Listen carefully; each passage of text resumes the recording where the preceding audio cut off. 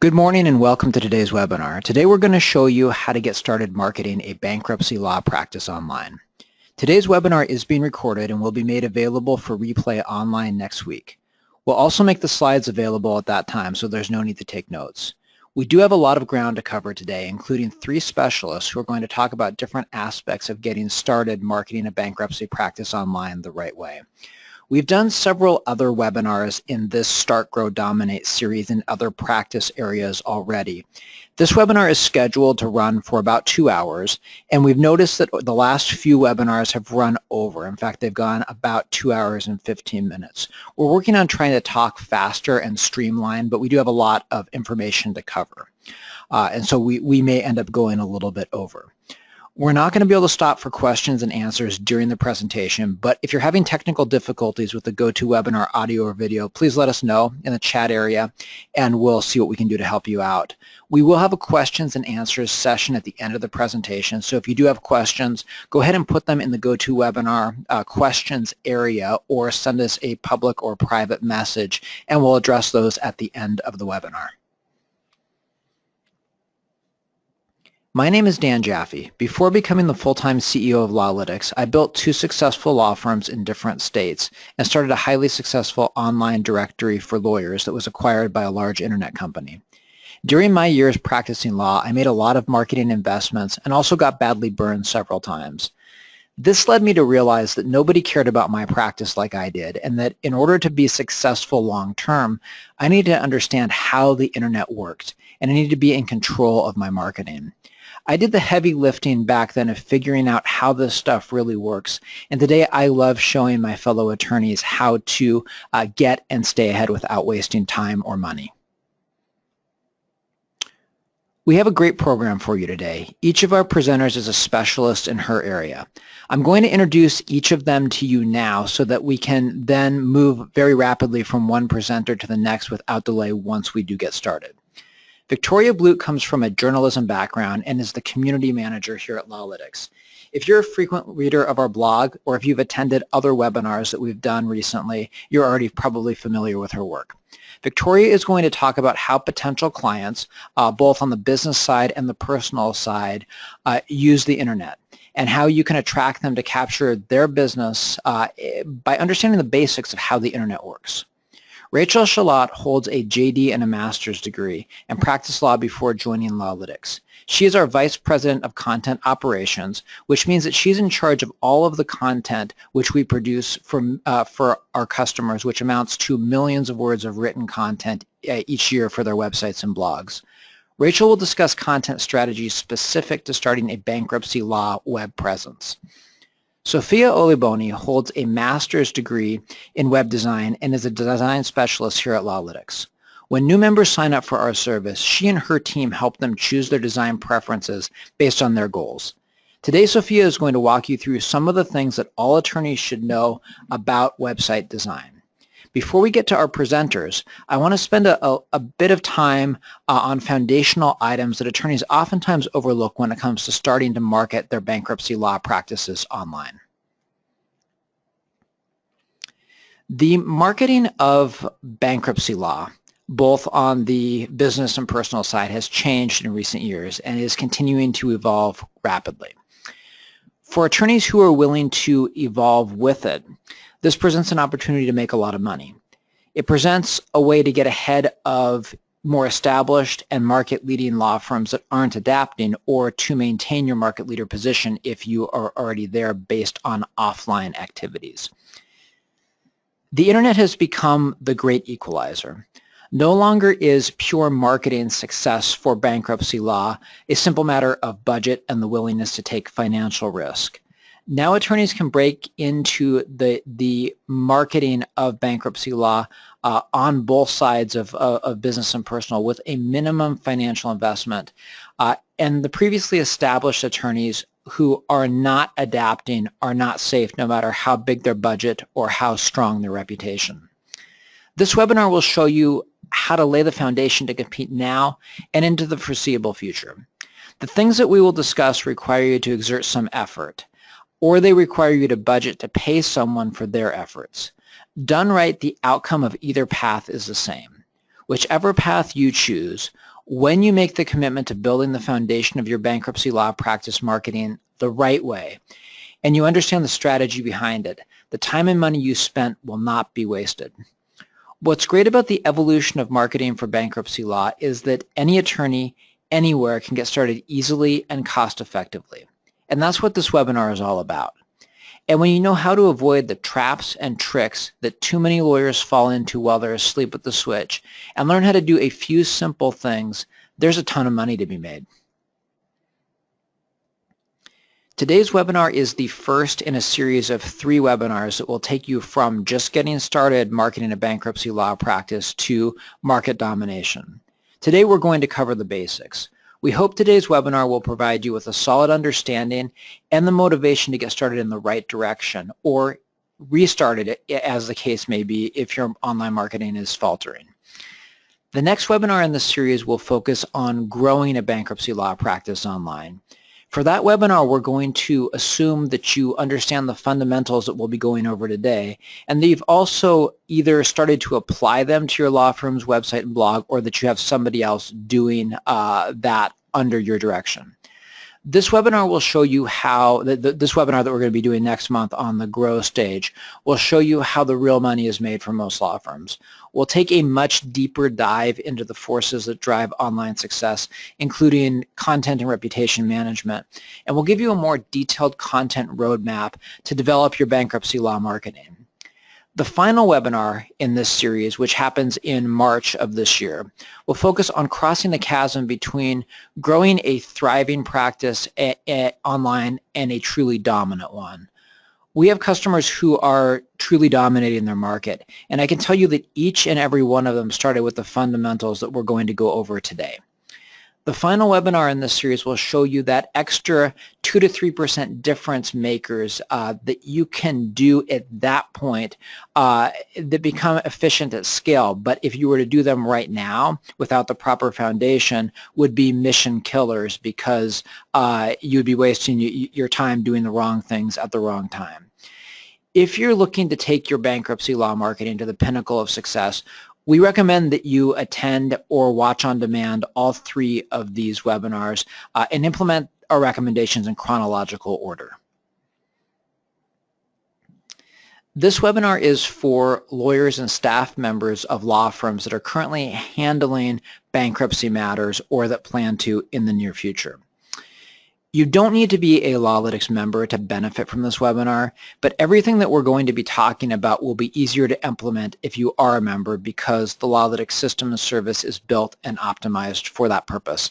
And I do see that some of the people attending this webinar today are LawLytics members, some are not, and so we'll go over some foundational elements about LawLytics in just a moment. If you're just getting started with your website, this webinar is a great place to start. And if your website isn't working, it's likely because one or more of the fundamentals that we're going to be covering today have been ignored or poorly implemented, or perhaps you've been doing practices that are destructive to your law firm's web presence, or have been paying somebody else to do that. And we'll talk a little bit about that today, and we'll go into more detail about that next month. If you're here, it's probably because you want your website to work and bring in more bankruptcy matters that have viable cases that are going to be the kind of clients that you want, and also to attract more referrals. But being here is not enough. There are no participation trophies in the practice of bankruptcy law or any other type. Either you get the client's business or you don't. And if you want to succeed, you need to commit to investing either your time or your money, and sometimes both. We really like to emphasize that there are no shortcuts or magic tricks that will make any attorney successful online, but there is a well-defined roadmap, and that's what we're going to give you today. The goal of this session is simple. We want you to understand how to build your firm's online marketing for bankruptcy cases using sound and sustainable strategies, and be able to use that foundation to efficiently take your marketing as far as you want it to go. We hope that what you learned today will help you capture more opportunities so that your success will open the door to even greater levels of marketing achievement and stability. By the time this webinar is over, we hope you'll have a good foundation to do the following. 1, start smart. You only need to do a few things well from the beginning as long as you avoid the traps. 2, don't overcomplicate things. Building a thriving web presence is easier than most attorneys think or are led to believe. And finally, your participation does matter. Nobody cares about your practice as much as you do. You need to participate, you need to be involved, and you need to be in control. This does not mean that you need to do everything or even anything by yourself. You need to know what needs to be done and why it needs to be done so that you can recognize value and avoid wasting time or money or having others waste your time and money for you. The good news is that participation is easy and it can actually be fun. And in this webinar, we're going to show you how. So before we move on to the more substantive stuff, I want to take a moment for those of you who are not yet LawLytics members and maybe joining us for the first time to tell you what we are and what we do. We understand that you have many choices of companies and technologies to design, build, host, and help you market your law firm's website. At LawLytics, we do all that, and we have a lot of competition. So what is LawLytics and how are we different? Our company is obsessed with the pursuit of the most efficient method of marketing for each law firm. As we see it, there are 2 major variables of efficiency, time and money. LawLytics was created to empower law firms to have unlimited marketing success without wasting time or money. We have 2 different types of competitors. On one side are full-service marketing companies such as FindLaw and Martin Del Nolo. LawLytics is built to give attorneys all of the upside of using a full-service company without exposing them to the potential risks and downsides. On the other side of the equation are do-it-yourself website programs such as WordPress and Wix and many, many others. And these programs tend to either be free to use or very inexpensive. These programs also come with steep opportunity costs, and lawyers often struggle to make them work. And in this struggle, they end up wasting a bunch of time, creating something that's not effective, and missing opportunities along the way. While both full-service companies and do-it-yourself platforms are viable options for lawyers, and a lot of lawyers use each type, we think that LawLytics offers a more practical solution for law firms. Our company works exclusively with lawyers, and our services are adaptable to every stage of the law firm's growth. Our members can start as small as they choose and grow as big as they decide without taking dangerous risks or committing to things that might not work. And our software was designed and built exclusively for lawyers, so the learning curve is easy, enabling our members to add to and edit their websites and in turn exert efforts that turn into new business without struggling. LawLytics is a membership-based law firm marketing website service. Our software and service is specifically built for and optimized for law firms. For those of you who are not yet LawLytics members, here's how the process works. The first step is that you would have a conversation with us to make sure that there's alignment between the needs and goals of your firm and our services. Once you've decided that LawLytics is for you, the next step is starting your firm's membership, which takes about 5 minutes online, and we walk you through that process. Then we immediately start the process of setting up and styling your law firm's website. This is a collaborative process, and you'll work with one of our full-time professional designers one-on-one to achieve the optimal look and feel to meet your firm and your site's goals. The next step is adding content to your website. The goal of this phase is to have enough content to be able to successfully launch your law firm's website. If you happen to already have a website that you want to import into the LawLytics system, we have that process of transitioning from every other platform to LawLytics down to a science. If you're starting with a new website with LawLytics, we'll guide you through the content that you need to launch. Later on in this webinar, Rachel will talk about what content is needed to launch a bankruptcy law website and how to build a strong foundation now to prepare for future growth. You can choose to create your own content when you're with us, or you can have our team of professional writers do it for you. Either way, when your site is ready, we'll launch it for you. If you're switching from another provider, we'll make sure that there's no downtime or loss of traffic in that process. Whether you're switching to LawLytics from another provider or starting fresh, we'll take care of all of the technical details so you don't have to worry about anything. Once your site is launched, we'll show you how to use the LawLytics system to add to and edit your website, regardless of your previous tech experience. We are really good at being able to take you from zero to highly competent using our system very quickly because our software and system was built for busy lawyers who don't have the time to mess around with complicated technology. You'll be able to instantly add and edit office locations, attorney bios, case results, recommendations, substantive pages about various aspects of bankruptcy law, as well as post and blog posts and interact with people commenting on those blog posts. You'll be able to rearrange your site's menu by simply dragging and dropping things around. You'll be able to create simple and detailed web forms to capture information from potential clients, and you can get as detailed as you want with those. And you'll be able to easily insert pictures, videos, documents, and maps into the pages of your website. In short, you'll have the power to be as involved in your own website as you choose to be. And beyond the mechanics, we'll teach you how to implement a strategy that best suits the market, practice areas, and ambitions of your law firm. We'll show you what works and how to create it without wasting time or money. And even though you'll be able to do it yourself, if you ever choose not to, you can delegate the efforts to us. You likely already understand the importance of having a website for your bankruptcy law practice. But I do want to take a few minutes to look at the most important reasons why it's essential to not just have a website, but to invest in the kind of website that we'll be showing you how to build during this series. Keeping these reasons in mind will be just as important in the growth and domination phases of your firm's marketing as they are here in the start phase. Your potential bankruptcy clients are online, pretty much every single one of them. And they're using the internet to do research and to make decisions. Even when a bankruptcy law client is referred directly to you, he or she will likely still interact with your web presence before making the decision to hire you. If you don't have a website, you're at the mercy of everything else about you that exists online, and these are things that you have little or no control over. Without a website, or with a website rather, you have complete control over your messaging and an opportunity to win the hearts and minds of your potential clients.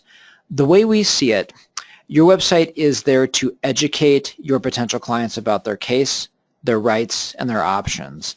It's there to make a personal connection between you and your potential clients and to cause potential clients to like you and want to hire you.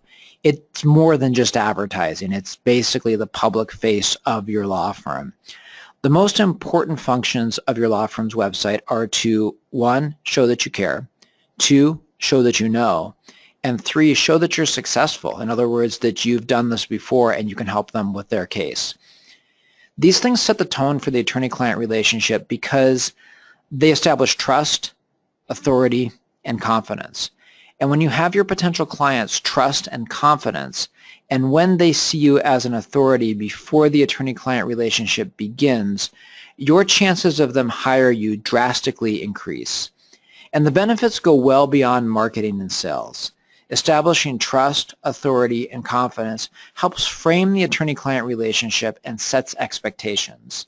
This ultimately makes the experience easier and more rewarding for both you and for your clients.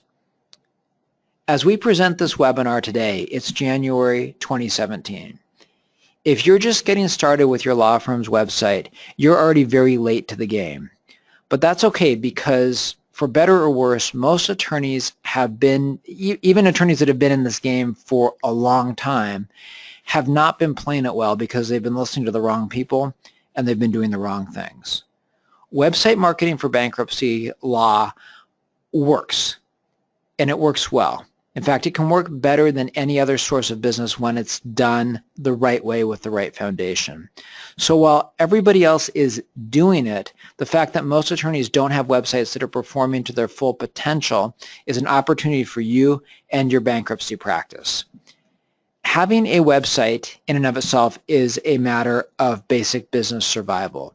But having a website that you consciously cultivate using the LawLytics system and the information that you'll get in this webinar series and from other webinars that we have available on demand can elevate your practice by multiples. We've seen attorneys who were struggling to stay in business start using the LawLytics system and become secure and stable in their practices by following the advice that you're going to get in this webinar series. And we've seen attorneys who thought they were doing very well in their practice start using LawLytics and literally double their business while actually decreasing their marketing expenses. There's no magic trick here. There's a proven method and there's a window of opportunity. Creating a worthwhile website for your law firm is like investing with compounding interest. The earlier you start, the better off you're going to be in the long run. And like sound investing, there need not be anything fancy here.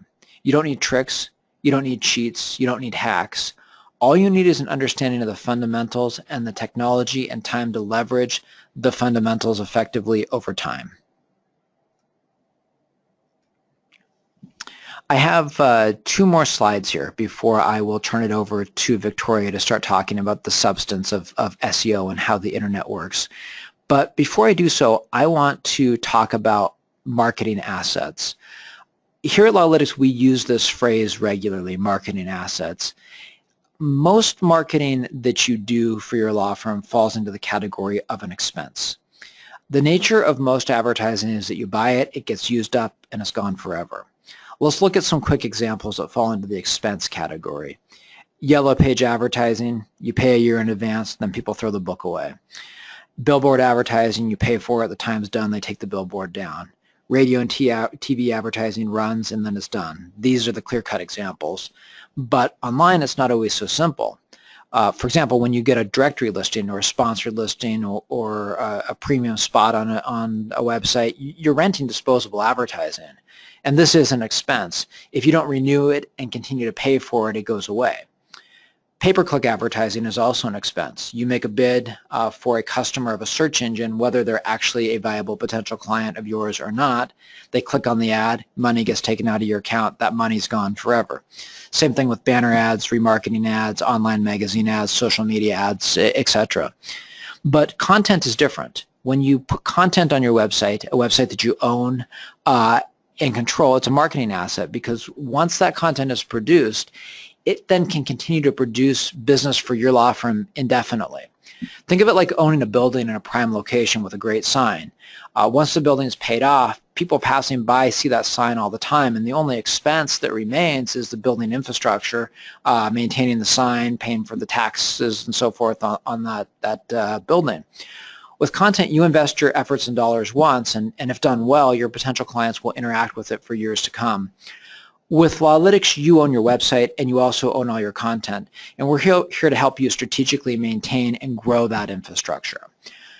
It's important to note that just because you create content online doesn't always mean that you own it. For example, let's say you're writing answers for a legal directory or forum that you don't own.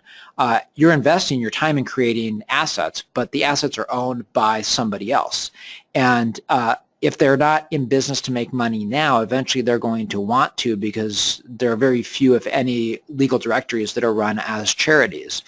And so if you don't end up paying them for advertising on the spot that you've carved out for them by adding content, eventually one of your competitors might. And when your competitors do, your efforts will have attracted those clients that end up seeing the ads for your competitors rather than your own information. And sometimes it's even your name that will attract people to those ads. This is a topic that I could literally go on for hours about in and of itself because there's so much of this going on online. And there's so much that lawyers just unwittingly participate in that actually hurts them. But if you want a deeper dive into it, Google commoditization of lawyers and check out an article. Usually it's first or second position in the Google organic rankings. I wrote it a couple years ago, and it's just as relevant today as it was back then. At LawLytics, we're pretty obsessed with helping attorneys find the most efficient methods of marketing their firms online. And because we're sticklers about not letting attorneys waste their time or their money, it bears repeating that everything that LawLytics does and helps you do is geared towards creating appreciating marketing assets that you do own and that you do control. In a few moments, Tori, Rachel, and Sophia will talk to you about various aspects of the appreciating asset that is your law firm's website. One last slide before I turn the floor over to Victoria. I do want to spend a few moments talking about content specifically. So what is content marketing, and why should you be doing it as a bankruptcy lawyer? Most lawyers think they need to do a thing called SEO, which is an acronym that stands for search engine optimization. SEO is really about making it easy for potential clients to find your firm through free search engine results. Content marketing is the most important ingredient of SEO, and without enough high-quality content, no other aspect of SEO will ever work or be effective.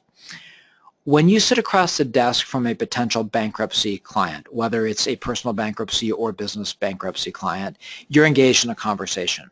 You're engaged in a mutual discovery process. You're evaluating the potential client's case. Your potential client is evaluating your ability to help him or her or their business. But you're also engaged in marketing and sales. Everything that you say about your firm and about yourself and about their case in general guides their perception of you and your law firm. Everything they see in your office also helps them create a story of who you are, and this goes from the way that they're greeted by your receptionist to the way that the carpet feels under their feet, to what's hanging on the wall, your degrees, to the books on your shelf, to the comfort of your conference room seat, to the view, to the relative noise level in the office. All of those things help them create this marketing story in their mind and drive the decision, which is largely subconscious, of whether they want to do business with you. Content marketing is about preloading your potential clients' perceptions about you and your firm. The information that you would normally provide them at that first meeting, if you can translate that into words on your website, it goes a long way. As lawyers, we are really not in the business of selling information anymore, and that's because information is abundant and available online to everybody. And so in order to be able to provide them a service such as bankruptcy guidance, you basically need to give away the basic information for free. And when you write content that really engages them at the level that they're asking questions online, something very efficient happens. First of all, the search engines give it preference. Second, your potential clients find it because of that preference, and what they find is directly responsive to the questions that they're asking Google and the other search engines. When they see that, and that you've answered their question, they instantly know that you care because you've bothered to answer the question. They know that you know, and they suspect that therefore you're successful, and you can provide them other clues to your success on your website and through review marketing, which we'll get into more in the Grow series of this webinar. 4, they trust you before you ever speak with them because you've already helped them by giving them that information. And this makes them much more likely to hire you.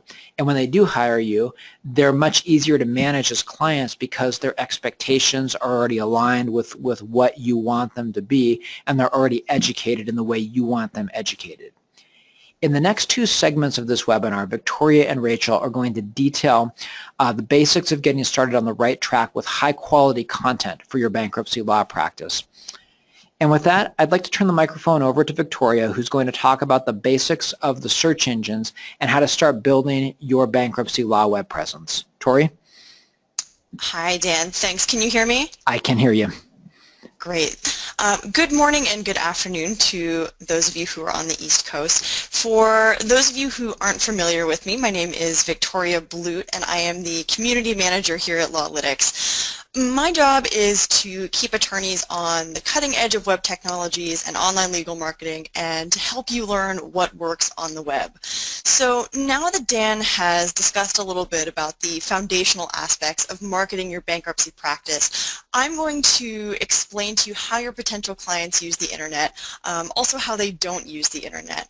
We'll talk about how to recognize some of the myths that go along with online legal marketing and what you need to attract potential clients to your firm. And a lot of that starts with understanding some terminology and understanding how the internet works.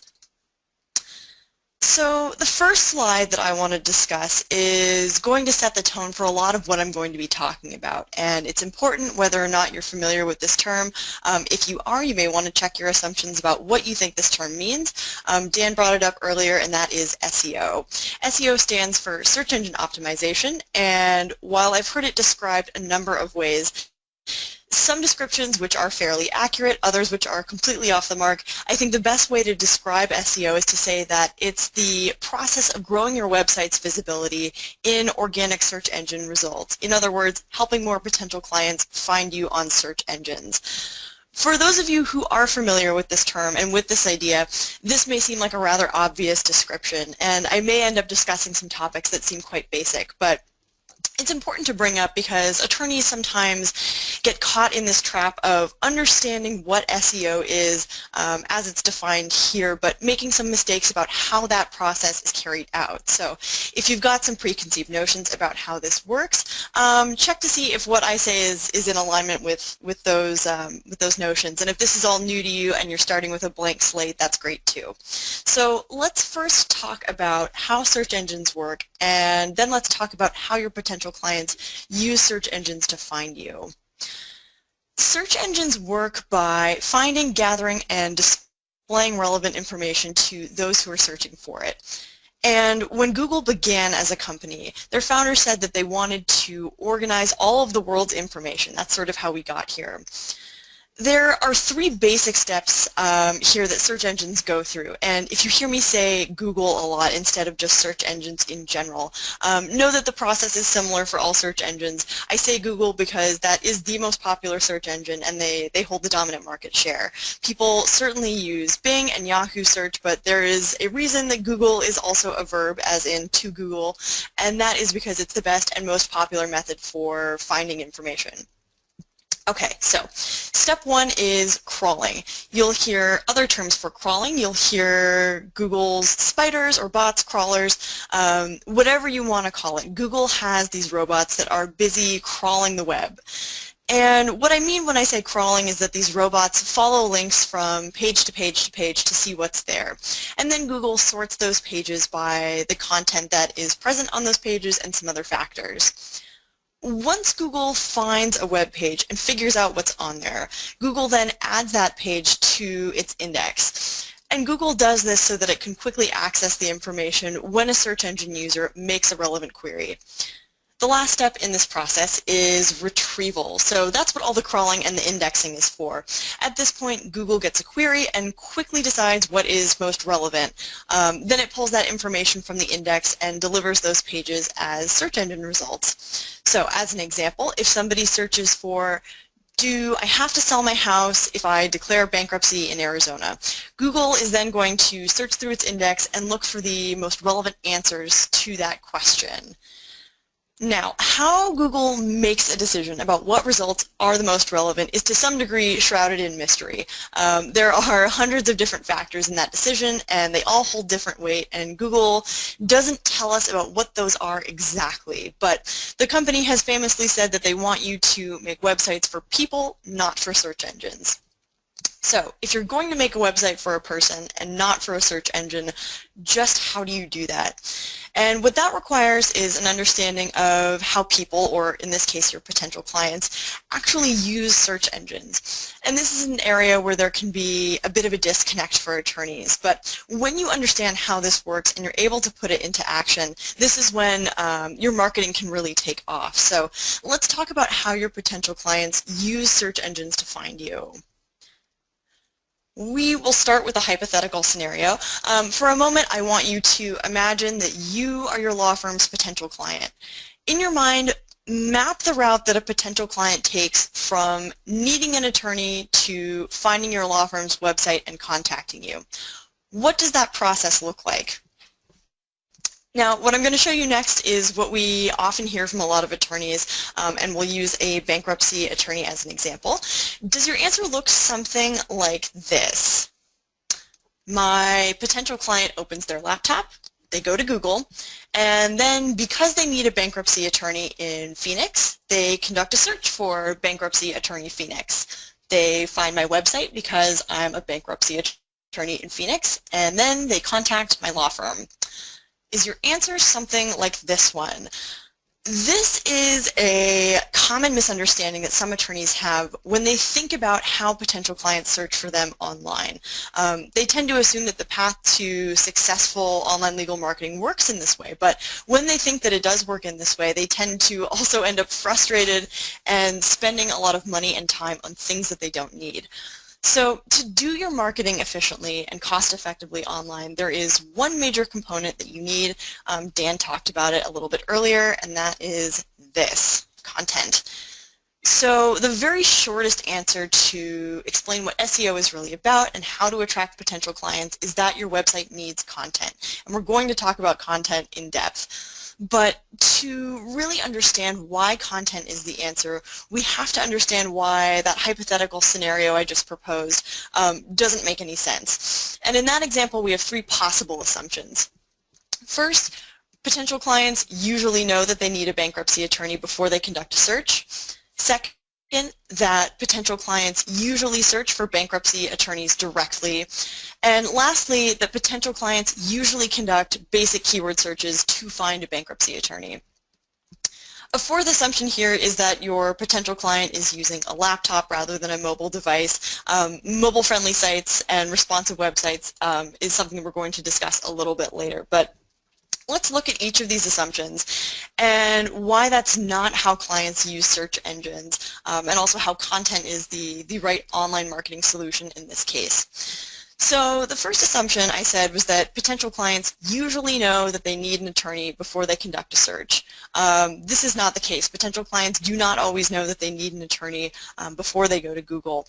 What they often know is that they have a problem and they're not sure how to solve it. They open their laptops and go to Google. That much is true. And then they tend to conduct question-based searches. So instead of searches like bankruptcy attorney or Phoenix bankruptcy lawyer, a potential client may ask a more complex question, like the one I had proposed earlier. Do I have to sell my house if I declare bankruptcy in Arizona? Some potential clients may suspect that they need a bankruptcy attorney, but they may still do research about how their current problem could affect them. They may ask questions about debt forgiveness or whether they even need a bankruptcy attorney or how to restore their credit or any number of questions related to your area of practice. And the thing that links their question and the results that Google returns and your bankruptcy practice is content. So remember that when somebody asks Google a question, Google's main focus is to return the most relevant results for the person who made that search. And this is what Google is talking about when it says that you should make websites for people, not for search engines. People need answers, and Google's job is to provide them. And they want the best content that they can offer to their users. It's the entire basis of their business model. So Google is the dominant search engine because they provide the best answers of any search engine.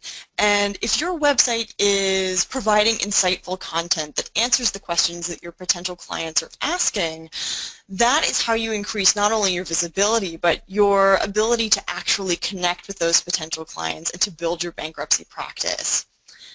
The second assumption that I mentioned is that potential clients usually search for attorneys directly. Again, not true. Potential clients do not always search for attorneys directly. And this is a flawed assumption because it assumes that potential clients search for an attorney in the same way that somebody might search for a t-shirt brand at a local store. For example, somebody might search for Hanes t-shirts, Target, San Diego. And the purpose there is to see if a local Target has that shirt brand in stock. But we have to keep in mind that a t-shirt is a consumer product. That person likely knows roughly what they want and where they want to buy it. It's an easy decision. On the other hand, choosing a bankruptcy attorney is an important process and a complex process, and it's one that has real effects for the potential client. And despite the attempted commoditization of attorneys by the legal marketing industry, attorneys are not consumer products, and potential clients don't search for attorneys in the same way that they might with a shirt. The third assumption is that potential clients usually conduct basic keyword searches to find an attorney. In that example, the basic keyword search was bankruptcy attorney Phoenix.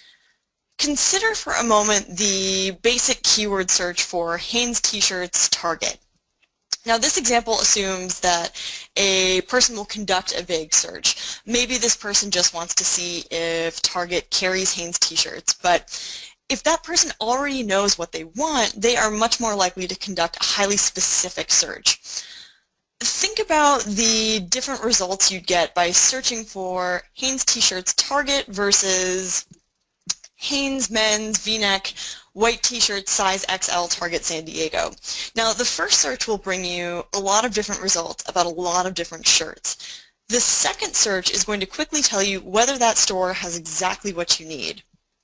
My point here is that people don't want to sift through results. They want an immediate answer about the question that they have, and in the digital age they've really come to expect that.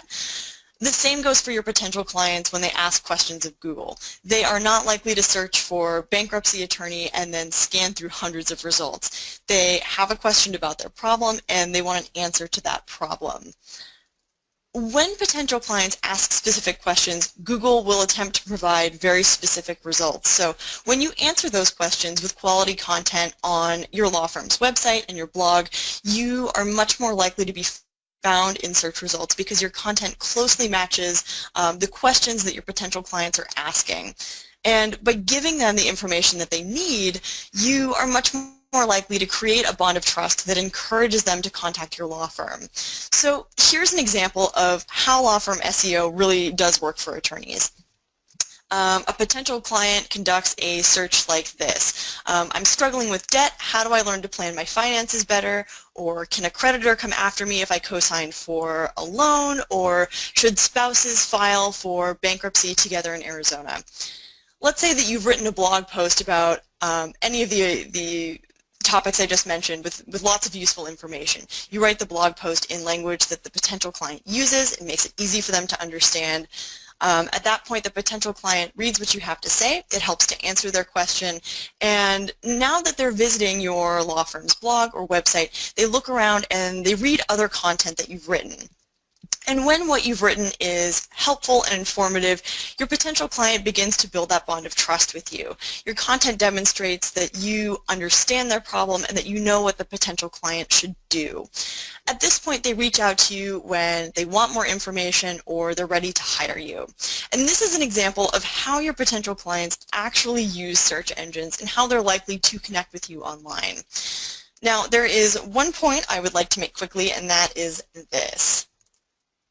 So, I know I said earlier that your potential clients don't usually type in basic keywords. And let me first say that words like bankruptcy or bankruptcy attorney are keywords related to your practice, but competing for rank with those words alone can be astronomically difficult. And that's both in terms of organic search and if you choose to do pay-per-click advertising. Legal terms are notoriously among the most expensive and sought after. So, how can a small law firm rank for terms like bankruptcy or bankruptcy attorney? And the answer to that is by adding those words to a long-tail keyword and phrase and using those long-tail keywords in specific places on law firm websites and blogs. So here's a quick doodle I did that explains why long-tail keywords are effective for bankruptcy firms. So long-tail keywords are those that are incorporated into a more complex question or phrase that narrows the window and creates a more specific search. And this is really how many people search online. What this diagram illustrates is the value in going after those long-tail keywords. So on the y-axis we have the degree of competition and cost for a keyword. The higher on the y-axis, the higher the cost, the higher the competition for such a keyword. On the x-axis, we have the likelihood that a potential client converts, or in this case, contacts your firm. And the further left you are, the less likely an individual is to convert. Let's have a look at a single word phrase, attorney. We have it marked here in green. That is a very, very non-specific keyword for which there is a lot of competition, not a lot of likelihood for conversion. Nobody in their right mind types in the word attorney and then scrolls through pages and pages of results. Now let's get slightly more specific with bankruptcy attorney or Phoenix bankruptcy attorney, as you see here in orange. Okay, so it's more specific than attorney, but it's still a highly sought after term, and it's maybe only slightly more likely to convert somebody who searches for it. And again, potential clients usually don't search this way. Now let's look at the part in blue. So here we have highly descriptive, specific phrases, the kinds of questions that your potential clients are likely to ask. And these ones have a much higher likelihood of converting because they directly address the kinds of questions that people ask. There is far less competition for these terms, and there are millions of long-tail keyword phrases that you can target. With so much competition for some popular keywords, it's nearly impossible to have a new law firm website that ranks organically for those popular terms. And if you pay to compete for those terms through disposable advertising like pay-per-click, you may pay a lot of money to compete for web visitors who may or may not click on your ads and may or may not be potential clients for your law firm. Again, remember, when somebody clicks on a pay-per-click ad, that could be a potential client, someone who accidentally clicked on it. It could be your competition. It could be a marketer who's looking to cold call you. There are any number of possibilities, but once that money is gone for that click, it's gone. Attorneys also need to consider that your potential clients have ad blindness. People tend to be so bombarded with messages every single day that they don't even see ads anymore. On that note, ad blockers have also made it easier than ever for people to ignore ads, even outside of regular ad blindness. And that's a new element in the mix, in that you may well be trying to advertise to people who are never ever even going to see your ads. Now, I'm sure that there is a question that some of you have, and that is, can I compete only for long-tail keywords? And the answer to that is no. There are small law firms that rank very well for popular law firm keywords, ones like bankruptcy attorney. But how they got there is often a byproduct of publishing a lot of original, useful content that's related to those terms. And that content is likely in the form of long-tail keywords and phrases. For example, a small law firm may not be able to compete for a term like bankruptcy attorney, but that attorney can compete for related searches when they write a significant volume of content that addresses questions like, how long does a bankruptcy due to medical hardship stay on your record? And when you compete with long-tail phrases like these ones, you're not only optimizing for that extremely specific phrase, but you're also optimizing for the basic attorney-related terms that it contains. And I should mention here also that one of the major things that Google is working on right now with algorithms like RankBrain and some others is the artificial intelligence aspect of search, particularly understanding intent. So when that potential client makes a search like this one, or even one that doesn't necessarily use the word bankruptcy, Google is trying to understand if this person may be looking for a bankruptcy attorney. So now that we've talked about how this all actually works, let's talk a little bit about some SEO-related myths. This is often where attorneys get tripped up, and they don't have to. So now that you understand a little bit more about how the internet works and how your potential clients use search engines, the reasons why these myths don't make sense and can cost your firm a lot of wasted time and a lot of wasted money, I think will start to make sense to you. So the first myth that I want to address is what happens when somebody promises that they can provide you with quick results. And when I say quick results, by that I mean somebody telling you that you can rank for an incredibly popular keyword in a few weeks, these kinds of promises. Even the very best law firm SEO strategist has no control over what Google or what any other search engine does. And building up your content takes some time. It's not a one-and-done magical sort of process. It's something you're always going to be working on and continually adding to. So if somebody tells you that they can get your law firm to the top of Google in 3 weeks, there is just no way. And that brings me to my next point, and that's the promise of the quote-unquote top of Google. There is no such thing. These two things are sort of related to each other in that they have to do with the myth of overnight success. So for any Google search that you make, there is a #1 ranking position, but there is no top of Google. If you do a basic keyword search for say Bankruptcy Attorney Los Angeles. The results that you are going to receive are different based on the day that you search, the location that you search from, the browser that you're using, the device that you're searching on, so on and so forth. But just about the only thing that's going to be the same about each search that your potential clients do is that they're all going to be different. To assume that potential clients search for basic keyword phrases like the one we just discussed assumes that they know that they need an attorney and that they search for exactly those terms, and as we've learned, that is not always the case. Potential clients often search by asking Google questions about their case or problem, and those questions may include basic keyword terms, but those basic terms are often, as we have now learned, nestled into long-tail phrases.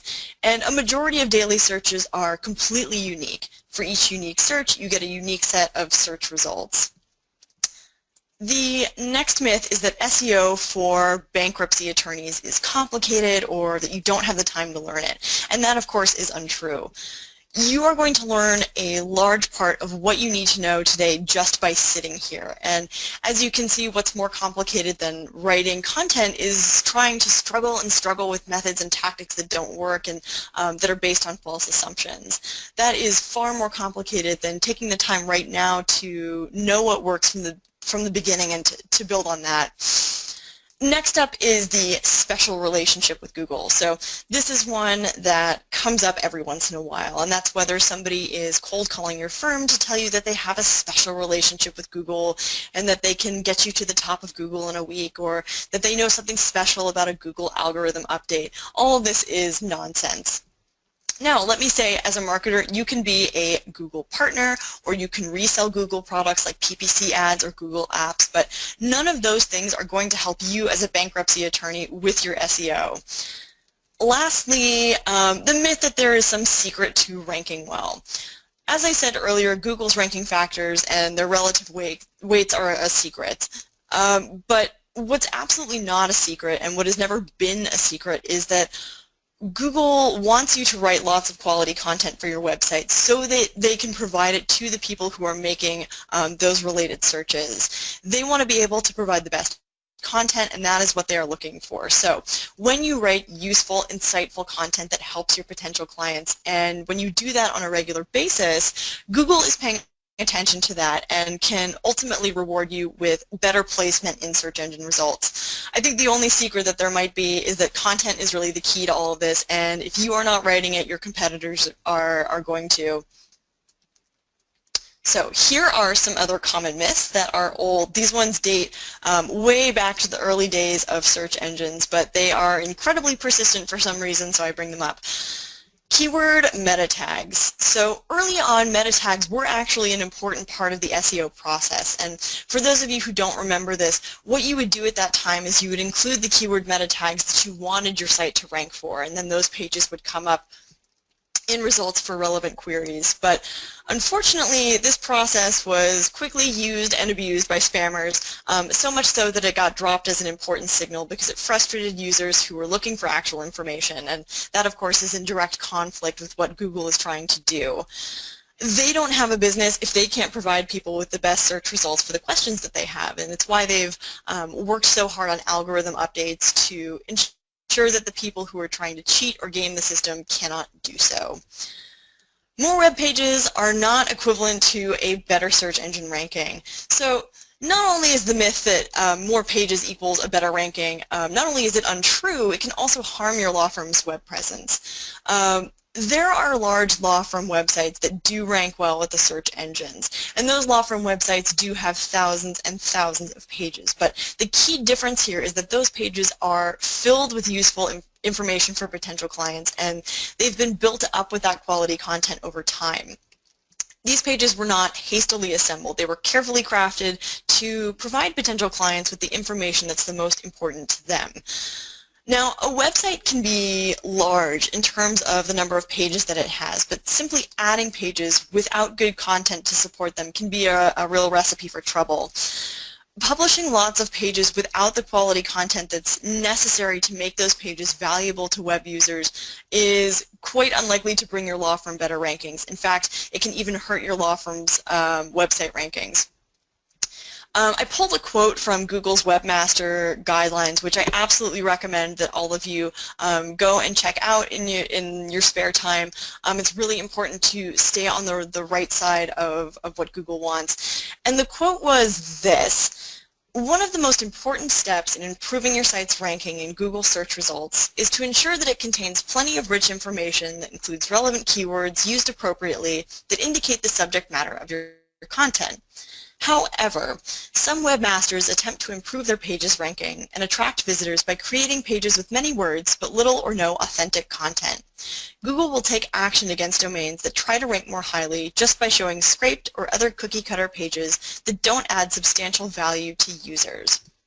So again, I do recommend that you go check out Google's Webmaster Guidelines. As they say about Google, inclusion on Google is a privilege and not a right. Really important to follow the rules there. Next is overvaluing keywords and keyword stuffing. So this is, again, a very persistent myth that really causes some attorneys to struggle. And whether that's a matter of obsessing over the top keywords or stuffing keywords into your web pages, this is something else that can damage your web presence. And for those of you who aren't familiar, I should say that keyword stuffing has to do with the myth of keyword density. People seem to think that how many times a keyword shows up on a page has everything to do with how search engines determine relevancy and ranking, and that's simply not true. This is one of those myths that has been proven again and again and again not to be true, but there are still SEO providers who push this myth. Last one, spending money on pay-per-click advertising is unlikely to improve your organic rankings. In fact, search engines have done work to ensure that this doesn't happen. There is no special access or consideration provided by search engines who, or for those who spend money, or as it often happens, spend more and more money on paid search. So we've covered a lot of the big myths that surround online legal marketing. Let's go back to the big thing that your website needs, and that is content. So attorneys, whether they know it or not, have a content problem, as is illustrated by this diagram. To do successful online marketing, an intrinsic part of that, of engaging potential clients and getting business online, is content. You need content, you likely need a lot of it. And if you haven't been to our website, we do have a number of free webinars that carefully detail what you need to do to plan your content, to blog, to write for the web, so feel free to check those out. But the point here is that you need content, and you're going to have to make some decisions about that. So if you want to write your own content, that's great. And at LawLytics, we can show you how to write the right way, in a way that will attract your potential clients. So if you want to write it, that's fantastic. Now, if you are not going to write it, this puts you in one of two positions. Either you've got to delegate it to somebody else, and that means you've got to delegate it the right way to somebody who understands what you do as a bankruptcy attorney. And if you do that, you'll be in good shape. The alternative is that you don't delegate, and the longer you wait to do that, the longer you wait to write, the longer you wait to engage your potential clients who are looking for you online, the more time that you're wasting and the more opportunities that you're missing. And your competitors are going to be getting ahead writing the content that you are not. So we really see it as axiomatic that you need content. It really just comes down to deciding who is going to write it. In the content that you'll write, an underlying goal should be to compel your potential clients to reach out to you. And the way to do that isn't simply to say, call my law firm now, but it's to connect to them through your writing. Your content should inspire confidence in them, that you know what you're talking about and that you are the right attorney to assist them in their problem, that they can trust you. After all, people who seek bankruptcy attorneys may be frustrated or very worried about their financial situation and what it could mean for them in the future. And your potential client needs to know that if they choose you, they can really trust you to work and fight for the best possible outcome. And you're also trying to convey sameness. Your potential clients aren't just looking for an attorney. They need a human who also practices the law and really understands their problem and gets where they're coming from and has empathy for their situation. So here's what your content should do. It should show your potential clients that you know what you're talking about, so establishing subject matter expertise. And you can do that in both your website's substantive content and also in blog posts, which we'll talk about in depth in just a moment. But make sure that you do it in a way that a layperson can understand. Keep in mind that your potential clients may not come from a legal background, so while you are very familiar with the terms of art, they likely are not, and legalese can be very confusing and frustrating. Show them that you're passionate and interested in them and in their problem. Part of that is publishing new content on a regular basis, because nothing says I am not interested in what I do like a blog that's been abandoned or a website that doesn't have new content that's published on a regular basis. And they also need to understand that the problem that they're facing is complex, but it's one that you are uniquely suited to help them solve. Content can show up in a lot of different forms, and these are the basic structural elements that you'll feature on your website. The text, of course, is the most basic part of your website, and before you start delving into bells and whistles like video and audio, it's important to have a strong and well-established foundation of text content. Once you have that established, then it may be time to start thinking about enhancements like infographics and video, which definitely add to your web presence and can really be helpful educational tools for your potential clients. But that written content foundation has to come first.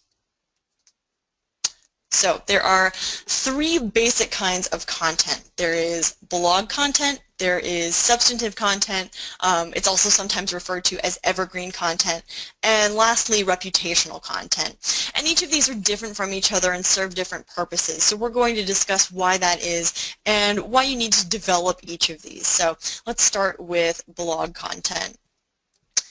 Whether the idea of blogging for your law firm is completely new to you, or you know that you need to and you just haven't gotten around to it yet, blogging is one of the most efficient and effective ways to market your firm for a number of reasons. A blog for your bankruptcy law firm helps your firm stay relevant. So many potential clients use the web to find their attorney, and a lack of participation online can raise a lot of red flags for your potential clients. They expect to be able to find you online. They expect to find that you are participating in the online discussion. And blogging on a regular basis allows you to consistently connect with them while creating discourse about a variety of topics. It helps to answer the questions that clients have and to build a bond of trust. If you are an attorney who is worried about traffic, if you're worried about rankings and SEO, you are not alone. A lot of attorneys are. And one question that we often get here at LawLytics is from those attorneys who ask us, my SEO strategy doesn't seem to be working, how can I improve my traffic and my rankings? And a follow-up question that we often ask is, how often are you blogging? When SEO strategy isn't working, what it can often be attributed to is a lack of blogging, whether that is infrequent blogging or no blogging at all. By writing blogs on a regular basis, you can improve your traffic. So the more quality content that you write, the more opportunities Google spiders or crawlers see to come back to your website and to index that new material for the relevant searches of potential clients. They are always looking for new material. Blogging also makes you and your practice unique. It helps to build relationships with potential clients. It sets you apart from lawyers who aren't blogging. But above all, it is a place to show your potential clients that you care about the questions that they're asking and that you're devoting individual blog posts to answering those questions. It gives you a space to give your opinion, to make commentary, and to keep people returning to your website. Here's another thing that attorneys will want to consider about blogging. So with an increasing number of small firms being eaten up by larger firms, you are going to want a way to make sure that your presence is unique and priceless even in the face of a merger. And that is where thought leadership comes in. Blogging isn't just an appreciating asset for your law firm, it's an asset for you personally, because if it comes time to trim the proverbial fat when a merger happens, a larger firm may not cut an individual who has amassed a very large following with a blog. Blogs establish you as a thought leader, somebody who is an authority in their field and who is uniquely influential. Because blogs are highly effective in connecting with potential clients and turning them into your clients, a blog is a major asset for your law firm, for you, for your financial security, and for your future as well. So Now that you know a little bit more about blogging, keep in mind that at the LawLytics website we have a lot of free resources for you to look at if you need blog topic inspiration or you're ready to start thinking about content planning. So, substantive content. Substantive content is the meat of your website, and as I said earlier, this is also sometimes referred to as evergreen content. It's the content that's going to remain consistent and consistently relevant for your readership for a long time. Here are some of the areas that constitute substantive pages, and they can really be divided into two categories. The first category is, or are the pages that are about you and about your firm. So the About Your Firm page, your attorney bio or bios, if you have more than one attorney, your office location or locations, recommendations from happy former clients, and other things like case results that can demonstrate your capability. The second category is the pages that are about your potential clients and about the problem that they're facing. So that includes practice area pages, the pages that detail important aspects about the law in the place where you live, local pages that help you strategically target your specific local audience, frequently asked questions pages, and those help with things like client expectation management and case studies. So let's start with this topic, about your firm. A lot of times we see about your firm pages that are very conservative. Maybe they're just a series of facts about the firm. That's not very engaging. So think about how on your firm's page, and this is aside from the individual bio pages, how are you going to refer to yourself? Are you going to talk about yourself in the first person? Are you going to choose third person? And there are benefits and drawbacks to both of those. I actually wrote a blog post about this in mid-November as to when you may want to choose first, second, or third person. So feel free to check that out over at the LawLytics blog if you need some help deciding or you're curious about the various considerations. As you're writing the page, ask yourself if this really sets you apart from other bankruptcy attorneys. What makes you unique? What is your unique selling proposition or USP? Does it get to the heart of who you are, and does it let your audience get to know you? And that takes us to a related page, which is your attorney bio. So your attorney bio is one of the most visited and one of the most important pages on your site. And it can really be a powerful business generator, but only when it's written the right way. And this requires a little bit of thought. So one thing that often happens with attorney bios is that attorneys are tempted to rattle off a long list of facts about their educational history, their accolades, awards, and so forth. And there's a place for that, and there's a way to do that. But the trick with attorney bios is not to talk about your accomplishments in the way that you might to another attorney, but to think about this in the context of what it means to your potential client. So let's take a look at what your potential clients care about. It is really important to understand how your potential clients and referral sources approach the information that they're consuming about you. Before your potential clients or referral sources consider things like your accomplishments, they want to know about you as a person. There's that old saying that says that people won't care about what you know until they know how much you care. And here this is very fitting. So aside from knowing how much you care about what you do, your potential clients want to know how enthusiastic you are. How intense is your interest in your practice, in them, in their problem? And once they know that you care about them and that you care about what you do, then they want to know what you've done. So here's a way to think about this. First, write about your journey to the law. You need to show your potential clients that you care about them, that you care about their case, and that you care about your practice. So consider answering some of the following questions. How did you get to where you are right now? Why is it that you chose to handle the cases that you do? That's the type of cases that your potential client wonders if you can help them with. What inspired you to become a lawyer? What inspired your career path? What happened during your formative years to make you decide that you wanted to practice law?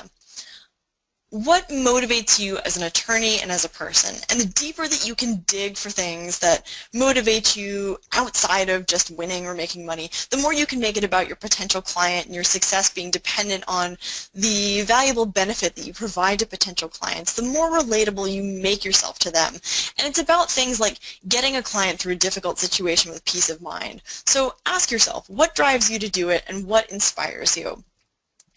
Number 3, who do you surround yourself with? Potential clients want to know who you surround yourself with, and that's not just in the law, but that's important too, but also in your life. So what kind of extracurricular activities are you a part of? Do you support some kind of youth group? Are you a member of charities? What do you do for your community? What helps you define yourself outside of the law? People will often read more into who you are based on the company that you keep more than anything that you say on your bio. Number 4, who have you helped? So LawLytics provides special modules for doing your attorney bios and a separate special module for case results. And we also provide a separate module for recommendations from clients and your peers, but that's not really what we're talking about here. Your attorney bio isn't a place for discussing individual cases, but instead to discuss more generally think about the type of person that you typically help. You want to paint a picture of who you've helped and why you enjoy doing that. And number 5, what have you done? Okay, so here's a place to talk about what you've accomplished in your law career and your education. What qualifies you? And this can be honors, this can be case results, this can be publications, but attorneys have a tendency to just list these things. So instead of just listing those, talk about what it means to you. Take a publication, for example. Talk about what it means to you to have been selected, how the selection process works, why it's a big deal. Give it some context.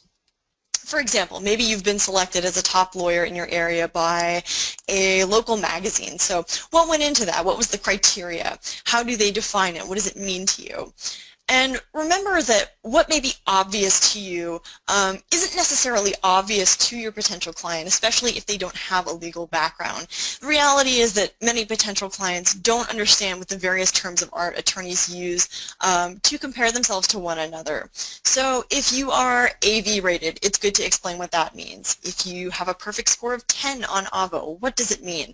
What have you done to earn it? How many clients have you helped? What do you typically do during the process? And this isn't an exhaustive list by any means, but the more of these things that you write about in your attorney bio, the more ideas you're going to have for other things to talk about as well.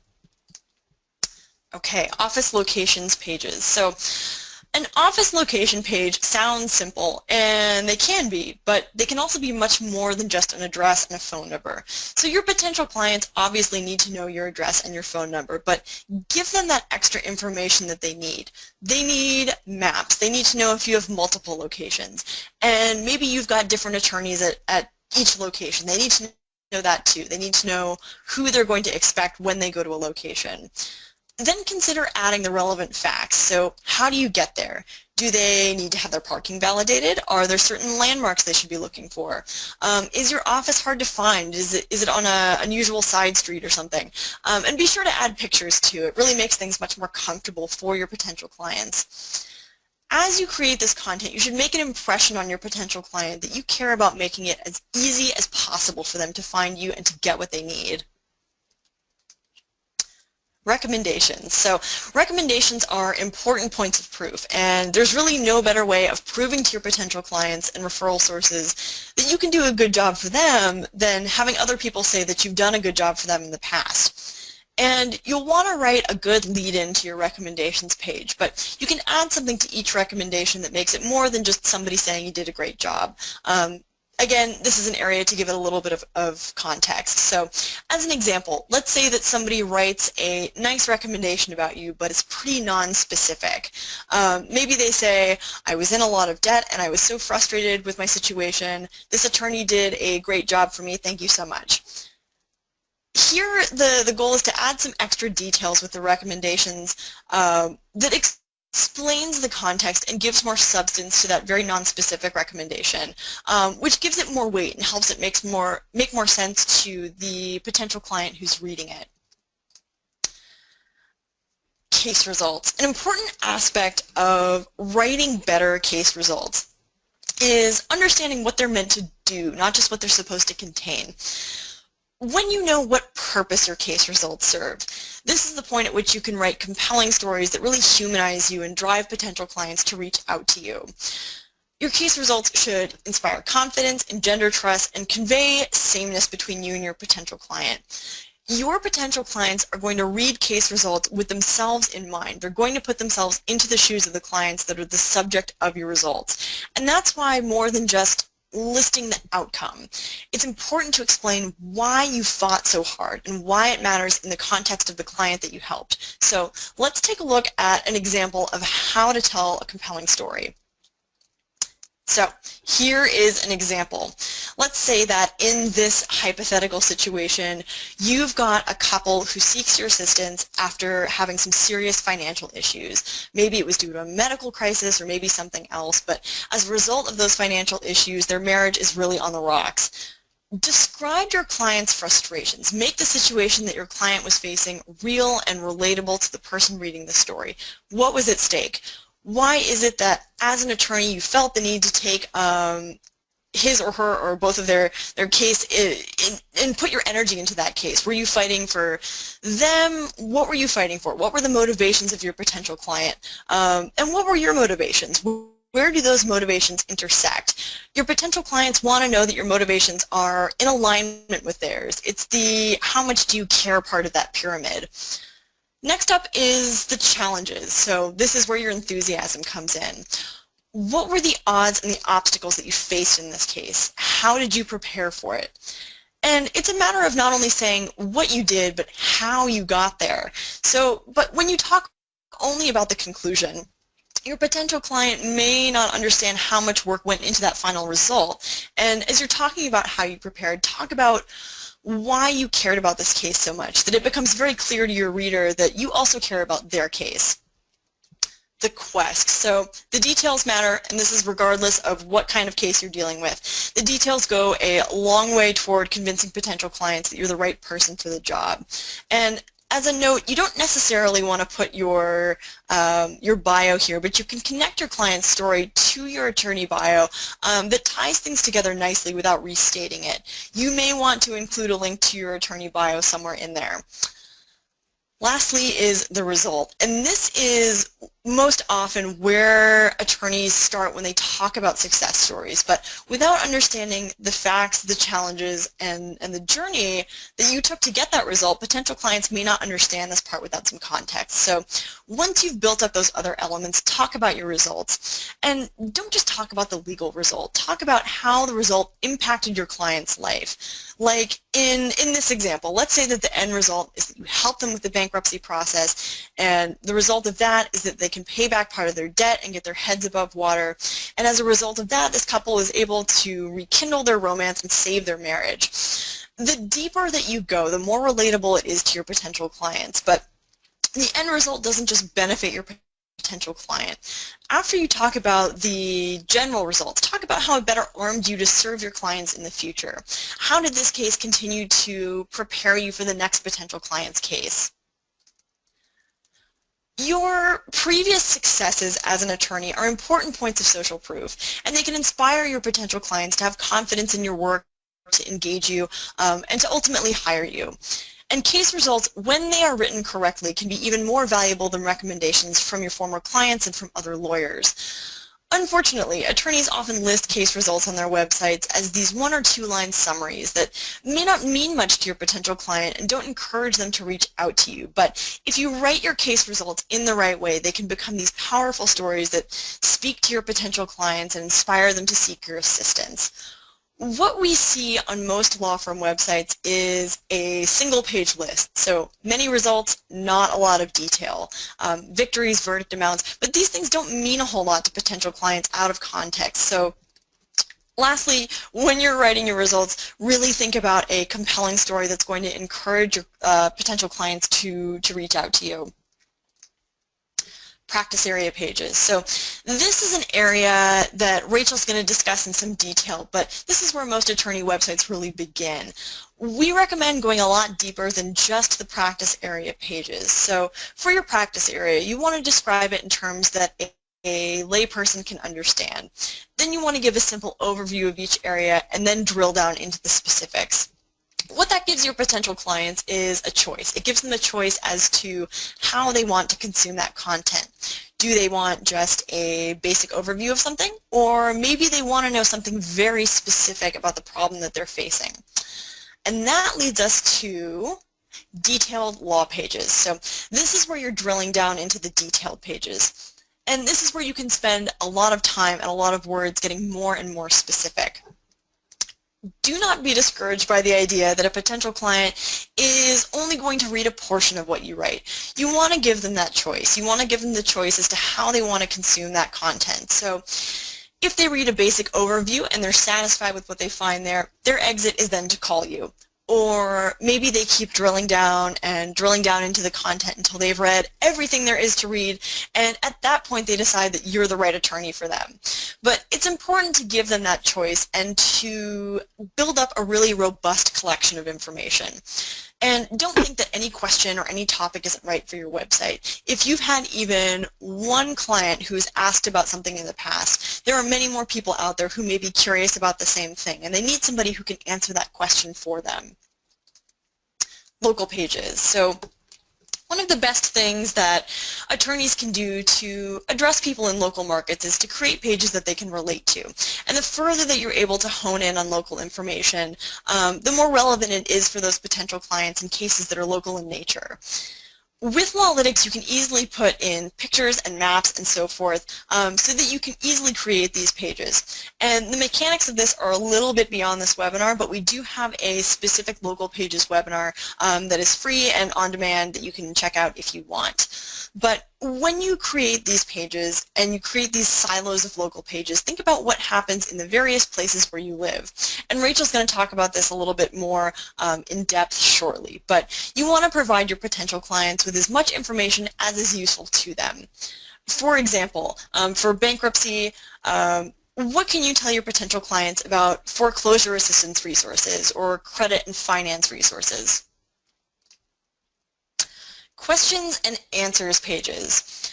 So every page on your website should really address the questions that your potential clients have, but frequently asked questions pages are special in that they can do a number of different things on one page, so don't overlook the value of this kind of page. If you're sitting across the table from one of your potential clients, you know that you learn a lot about the questions that they have, their goals, their concerns, their fears, and these are the kinds of things that can go on a frequently asked questions page. A good questions and answers page can help your visibility, but it can also answer several questions at once. For example, you can devote an entire page or an entire post to one problem, and you can link to those pages within your questions and answers page, but you can also provide other questions and answers that may be of interest to your potential clients. Another good thing that a page like this can do is to help manage client expectations. It can help to increase productivity at your firm. So when clients have questions, a good law firm website, frequently asked questions page can act as a resource for them. But a page like this can also assist with client expectations to help prevent surprises. Transparency can really help to manage expectations, because when client expectations don't align with your services, this is where problems often arise. So a page like this can address timelines, fees, or even what's expected during an office visit. A bankruptcy attorney may find a potential client who expects a certain outcome because of a perception that they have about how the process works, or they knew someone in a similar situation and they expect the outcome and timeline is going to work exactly the same for them. And a questions and answers page can address those sorts of issues. It can also address smaller issues like how quickly your firm returns phone calls or emails. Your firm's frequently asked questions page can counter issues with potential clients whose expectations may be unrealistic, but every client interaction that you have is an opportunity for you to build a really great frequently asked questions resource for your law firm. By addressing those perceptions and questions early on, you can comfort and educate your potential clients, align their expectations, and inspire them that this is a resource that they can trust, and also it can help to, increase your law firm's productivity and overall business. Case studies. So it's important from the perspective of a potential client to not only understand that you know what their problem is and how to solve it, but also that you've done things that are relevant to their case in the past, or at least that you understand it. Most potential clients won't understand the nuance and the legalese, but they do respond well to detailed fact patterns. So one thing you can do is take published cases or lower court opinions that aren't necessarily published but that are accessible, and then take those fact patterns from the opinions and lay them out in individual pages and answer the questions about why this happened, the procedure. And then you can even make up hypothetical fact patterns and talk about how the law works in regard to those. They'll look through those fact patterns to find things that relate to them or that they resonate with. This is an exercise that takes a lot of time and a lot of effort, but it's well worth it. And not only for your potential clients, but for the search engines that are looking for this kind of relevant material to provide to potential clients who ask questions related to it. Okay, so we have talked about substantive or evergreen pages. We've talked about blog posts. We've talked about reputational content like your about pages. There is one more type of page that I want to briefly touch upon before I hand it over to Rachel, and that is a landing page. So landing pages are designed to bring in targeted traffic with a specific goal, whether that is to contact you, to request a download like an ebook to get on your mailing list. Whatever that is, this page is for that specific goal. It's designed to convert the visitor into completing whatever the user action is. Now, the benefits of building specific landing pages, which you can do in LawLytics, is this. You convert at higher percentages, and that's because instead of casting a wide net with traditional forms of advertising where you hope to attract potential clients and you hope to attract the clients that are a good fit for your practice as well, landing pages can really narrow that scope a little bit in a way that benefits your potential client. They find exactly the sort of information that they are looking for, and it benefits your bankruptcy practice, and that you begin to build that bond of trust with them and start building that relationship before you've ever met face-to-face.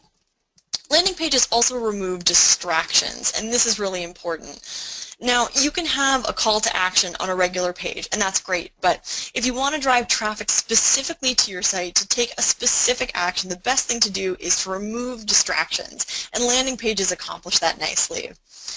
You also want to give your prospective client some very specific, clear instructions, and without distractions and having a landing page focused just on that for one specific task can accomplish that quite nicely as well. And the overall effect of this is that you can really drive down the cost of your advertising by being strategic with these landing pages. And with that, that is my portion of this webinar. I'm now going to hand it over to Rachel, who's going to tell you a little bit more about some in-depth content considerations. Rachel? Thank you so much, Victoria. As Dan mentioned earlier, prior to joining LawLytics, I practiced criminal defense in Pennsylvania, and now I oversee the LawLytics content department. We work with our attorney clients to plan, create, and refine their web content. And one of the first things I want to touch on, what is very helpful to do when you're in the start phase and you're thinking of creating a new site, is to sit down and take some time and really, really think about the audience for whom you will be writing. Who are you attempting to target, and what are the general demographic characteristics of your audience? What will be the mindset of the visitor coming to your site? And how will this inform your tone? Do you need to strategize as far as how you might strike a balance between sounding caring, because you'll want to sound like you're going to be there for your clients who are facing a process that can really evoke some negative feelings. They might be feeling ashamed, or they may be feeling embarrassed that they got themselves to this place, things of those nature, versus taking a different type of tone where we'll be tough on creditors, you can come to us to solve your problems, it needs to stop, that type of thing. Will you keep a tone consistent throughout your site? If you're attempting to target businesses, might you take a different tone in that portion of your website versus if you have some pages that are specifically targeted to maybe couples or individuals? So it's a really good idea to create a set of internal guidelines as to the tone and voice that you want to use and what you'll want to convey, and then remain consistent when writing for your site. And taking the time early on to memorialize that and have it saved somewhere is a really good idea, because if you're going to be growing, you're adding associates, bringing new people into the firm, you're going to be, say, hiring a law student to do some writing for you or something like that, you have kind of like your guidelines. Sophia will talk about how you want to have branding guidelines when it comes to your logo and colors and things like that. You also want to have internal guidelines when it comes to the tone and voice that you're going to be used as you're writing. And another thing to keep in mind is what your local language is. How do people speak? How do they refer to locations? For example, if you were searching for someone to do a state inspection of your car, would you search by the city name?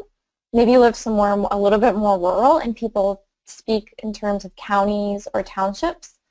And there might be slang or colloquial terms that are in high use in your area that users are going to use when they are seeking information online. Again, these types of things, getting them down and creating an internal guide, it's really helpful to take early on in the process, because you're drilling down on the audience that you're seeking to serve. And doing those types of things, asking yourself those questions, are going to be of much greater help to you than attempting to find big or general advice on SEO or just writing for the web. An unnecessarily stumbling block for the firm just getting started out can often be content. However, I think it's really important to stress that while content is significant, you really don't need to invest an inordinate amount of time or money into creating the content that's necessary to get your site launched. When we're working with clients who are launching a new site, we focus on what we call the structural content, and that includes the homepage, bio, and about our firm page that Victoria spoke about earlier. And we also recommend a few substantive practice area pages included. And generally, we plan for these pages to be a broad overview of a particular topic. We recommend that before you launch, you cover each type of service that you're going to offer on your website. And when you're just starting out, we recommend that these pages be around 500 words on the shorter side, closer to 1,000 words on the longer side, because you really want to cover every aspect of that particular service. You want to talk about the position that your client might be in. You know, you're facing this debt. You want to talk about the option itself. You want to talk about what laws are related to that. So the federal laws regarding bankruptcy, the state or the district laws that are going to govern how local people file for bankruptcy, what type of forms they might encounter, that they'll, how they're going to need to account for their property. All of that is included when you're talking about that particular topic. And sometimes we see attorneys who don't have the time necessarily or resources to create separate page for each type of legal services the firm provides. And that shouldn't really inhibit the launch of your site. What we recommend to do in this instance is to create cluster pages that maybe group a couple of topics together, and then you can break those out as you go. And as Victoria mentioned earlier, we do strongly recommend including an FAQ page in your initial content build. And I understand that if this is, if it's an area you haven't yet practiced in, you might not know what questions you're going to get asked, but you have a general idea, and you can check out some other people who are practicing in the same area and see what they might have. And that could give you a little bit of a guidance for creating an FAQ page. And you want to have that in your initial content build because, like Victoria said, it serves a multitude of purposes, including not only with the search engines, but you're also going to sort of create a roadmap for full pages that you might create in the future as you're growing your web presence. So we recommend a general FAQ at launch, but then as you move forward, drilling down and creating additional FAQ pages for more specific topics.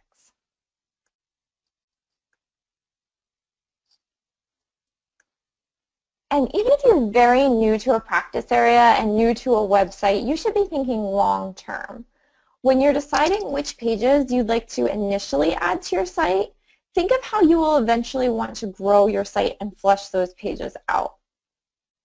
And the reason why we start a new site with legal practice area pages that do sort of serve as more of a broad overview is that as the website grows, we can easily add subpages that go into much greater detail.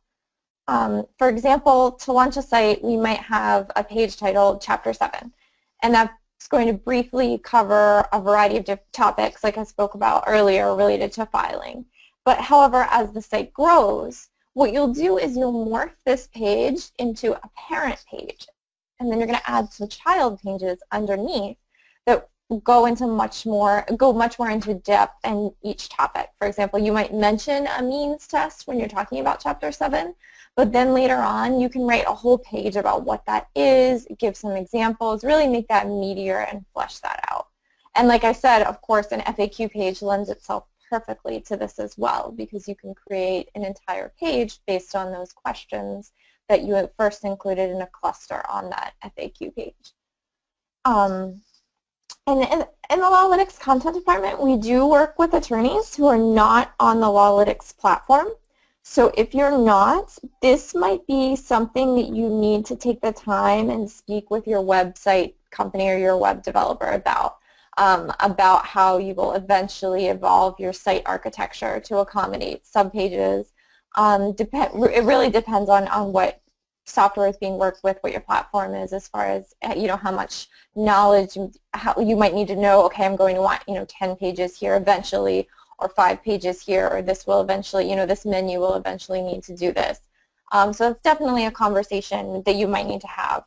But if you're on LawLytics, and this is why we love working on LawLytics, it's just the easiest for growth, because you can easily add subpages to a practice area pages, and these are going to automatically populate in your navigation menus. So it's very easy to take a page that you have as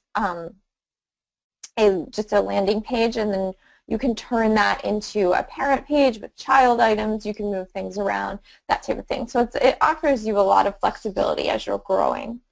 And the one thing I do want to caution against here is if you find yourself ready to launch your bankruptcy site and you don't have time to create a page for each type of service, we really recommend doing, as general of a page as possible that's still mentioned, it might not drill, it might not cover every federal law and every state law that people need to be aware of, but it does provide some information. And again, if you need to group things together, that's fine. But what we really want to avoid doing, and we see this sometimes, is having a page that's just titled Chapter 7 and says something like, bankruptcy can be a very stressful time. We have years of experience advocating for our clients. Contact us today.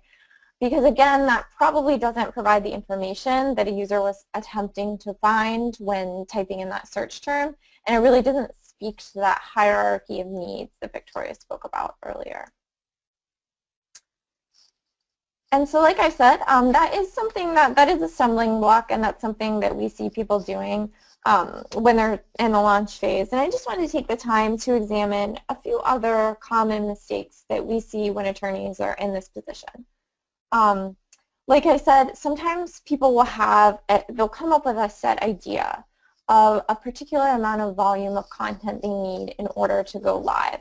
And this just isn't true. There's no size that your site needs to be in order to launch. Adding quality content on a consistent basis is going to be crucial to a successful site in the long term. But you really don't need to allow some notion of how large your site must be block you from pushing your site live or launching. The necessary basic content, in addition to a couple practice area pages, really will be enough to go ahead and launch that site. And keep in mind, this is just the beginning. When you're doing organic content online marketing, it is an appreciating asset. You're going to continue to grow, and the asset being your website will grow in value along with that. But it needs to start. The appreciation starts when you launch, so really keep that in mind. Another thing we see is kind of failing to incorporate audience guidelines, which was what I spoke about earlier. Really thinking about writing how your potential clients will speak. For example, we might see attorneys who are practicing in a smaller town. and they know that the prevailing attitude towards lawyers is maybe a little less than warm. And they know that they really want to come across as somebody you'd grab a beer with after work. However, this kind of gets lost when they're creating content for their site, and the focus shifts back to more stiff legal language. So on, say, like an About Our Firm page, it might read something like, Mr. Faraday has years of experience handling bankruptcy cases in Pendleton County, West Virginia, rather than maybe something like, Steve was born and raised right here in Seneca Rocks. After graduating from WVU, he came back to represent friends and neighbors who are facing the bankruptcy process. So again, it's important to incorporate that, keep that in mind as you're writing. And we sometimes see lawyers who are very new to a practice, or very new maybe to the practice of law in general, and they're launching a site and they're focused not really on creating content or creating a strategy for how they're going to grow the site, but on learning the SEO tricks and techniques. And I know Victoria spoke at length about this earlier, but I do feel that it really bears repeating because we've seen it so many times.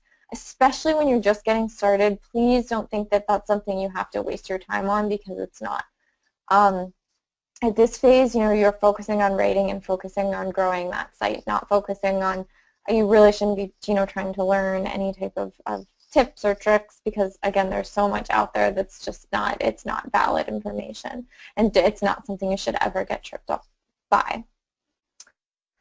And then finally, we sometimes notice inadvertent mistakes. For example, a page might have a legal citation.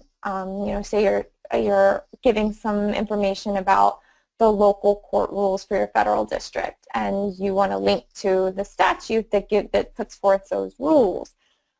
But sometimes we see links that go to pages that might be sponsored by another firm, or they're part of a site that actually has a directory of lawyers. And a lot of times large firms might make sites that don't, that aren't their company's sites. They are a site that has a URL, something, it might be like Rhode-IslandBankruptcyLaw.com, and it only includes the statutes relevant for someone who's going to file bankruptcy in the state of Rhode Island, but it might have an Ask a Lawyer feature embedded somewhere, or a tiny contact button that does go to the site, the site's creators. So we always recommend sticking to governmental resources when you're writing a practice area page such as this, so you can avoid that ever happening. And so the start phase is really exciting to be in, because it's kind of the first step on this journey of creating a strong and lasting online presence. And when you launch a site, or you're opening a new firm, offering services in a new practice area, one of the best things you can do is track as much data as you possibly can from day one. So you might not be getting a great deal of traffic with a newly launched site, but there are many other data sets that you can track. What type of cases does your firm seem to be attracting? Often firms might have marketing guidelines that they set from the start, and you have a group that you want to target, but sometimes this might come about a little bit organically. You might just see that you're getting one particular type of case instead of another, and that can be something that you will want to focus on as you're moving forward and adding things to your site.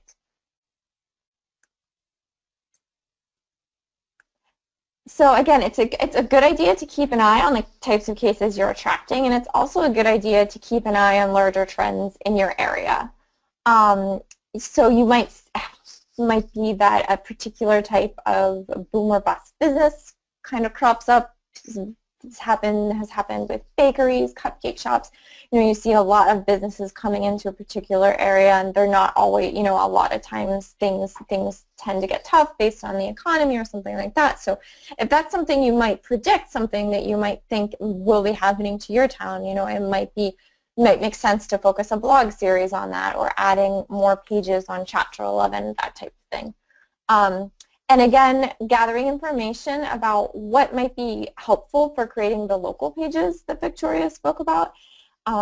Say there's a particular declaration form that you're finding your clients or don't quite understand, having trouble filling out.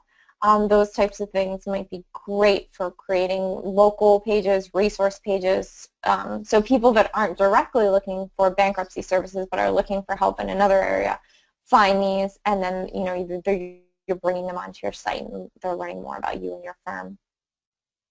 And again, I know I've mentioned it so many times, but one of the most important areas to keep tabs on are the questions that you and your staff are being asked. So if you have partners, associates, and support staff, it's a really good idea to create a shared document to which everyone can contribute, because that way if there's questions that your staff's getting a lot you might not be aware of, you can incorporate these into your FAQ page, and they can even serve as future inspiration for pages that you'll add to your site.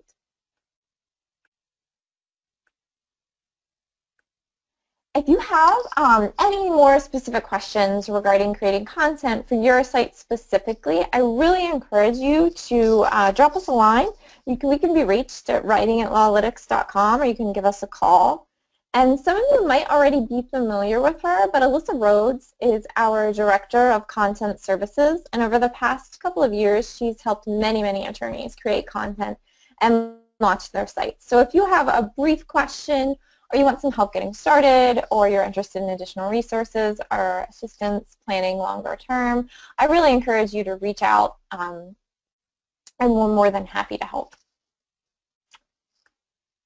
And finally, the next in our practice area specific series is going to be Grow Your Bankruptcy Practice. And that will air on February 21st and then be available on demand after that date. And in this webinar, I'm going to be discussing additional tools you can use for long-term content strategy and planning, how you can flesh out your initial practice area pages, and some lessons we've learned from successful growing bankruptcy firms, as well as some common pitfalls that you'll want to avoid. So if you're interested in taking that next step, please join us on the 21st. And with that, I'm going to hand the mic back over to Victoria. Thank you. Thank you, Rachel. So now that you understand how content works, there are a couple considerations that you're going to have to make. And the first is how often? How often will you be updating your evergreen content to include new pages? How often are you going to be publishing to your blog? And keep in mind that, as I discussed previously, for blogging to benefit your firm, you're going to have to do it consistently. Doing it once a year or once a month isn't going to cut it.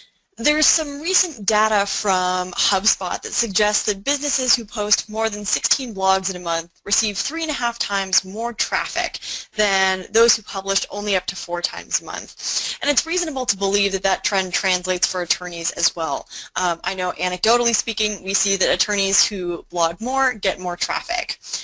The second thing that you'll have to consider is what topics you'll write about. And the best way to do this is to have a content plan.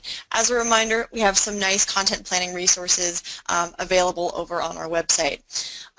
Then it's knowing who's going to write that content. Is it going to be you, or is it going to be a proxy writer? And either way, like I said before, you're going to need content. The last thing to remember is that if you are writing your own content, perfect is really the enemy of good, or as Ali Sachs over at Iris PR has said, it's not a brief, it's a blog. Don't let perfectionism get in the way of your publishing. With that, let's move from the topic of content to the topic of website design, which is another important part of your web presence. I'm going to turn the mic over to Sophia Oliboni, who is our senior web designer. Sophia, good morning. Good morning, Victoria. How are you this morning? I'm great. Thanks for joining us. Thank you. So I would like to take this moment to speak with you about the importance of design and the role that it plays in your new LawLytics website. So starting off, we're going to just basically discuss the basics of your website. So design that fails to communicate is dead. That is, the purpose of design is to communicate, and interactive media adds a new element to that communication because it's design that is meant to be interacted with. It's not a poster and it's not a newspaper. However, the internet is a relatively new form of media, and problems with usability tend to crop up when people think about the web in the same way that they long thought about print media. Attorneys may say to me that they want something above the fold, as you would say with like a newspaper, or they might point out that they want something, oh, this particular item is not at the top of the screen. The problem with that mindset is that web doesn't work in the same terms as print rules. What is above the fold or above the screen will be based on the screen size or the device that the user is viewing the site upon. But it's hard because most of us have grown up on newspapers, and so we make the transition to the new media. It's hard for people to divorce themselves from that concept. But keep in mind that when you think about web design, that the rules are different now, and usability is actually key. Now I'm going to kind of break out into aesthetics and readability, and I will tell you what those terms mean and why they're important to your website. Now, the average user only spends just 30 seconds on a site before they move on. That's half of a minute.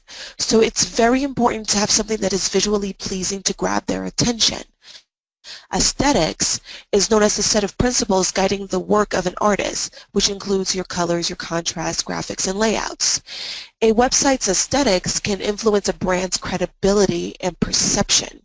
In fact, studies have shown a clear link between solid design and site credibility. Aesthetics really does have a function. Pleasant visual designs make your potential clients feel more relaxed.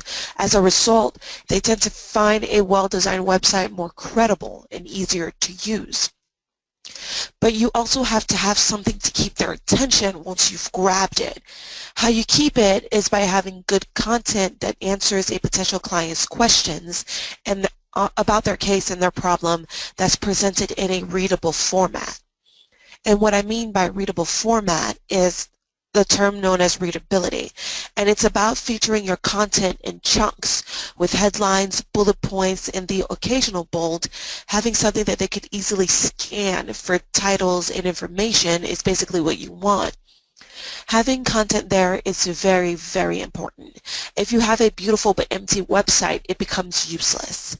So in the examples that I have on the slide to the left, we have a site that would be considered visually beautiful, but functionality-wise is considered a poor site. And that's because, one, every inch of the site is covered in content.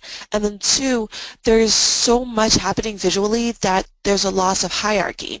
So your clients landing on this site wouldn't be able to tell what's more important. They wouldn't be able to tell what to read first, what to touch, what to click, what is linkable. It is confusing for them. And to the right, I have an example of good readability. So this is what we mean by chunking.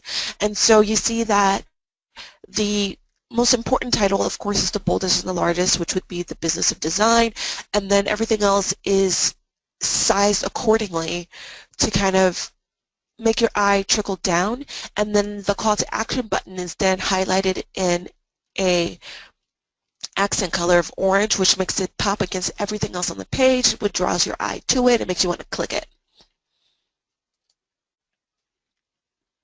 Next, I would kind of explain usability a little bit more, like what it is and why it is important. So usability is the measure of the quality of user experience when a person interacts with your website. On the web, usability is critical. It's been described as a necessary condition for survival. If your website is difficult to use, potential clients will just leave. If the homepage isn't clear about what you do, people will leave. If it's hard to read or it doesn't answer your client's questions, they will leave. Leaving your website is the first line of defense for users dealing with a difficult site. Now, four of the main characteristics that make up a usable site are quick and easy to use, efficient to use, well, I would say quick and easy to learn, and efficient to use, rapid recovery from errors, so 404 errors, and easy to remember. Some lawyers just want all of the bells and the whistles, so they'll say, I want a video background, I want slides with tons of movement and all these other items that make their site heavy and slow.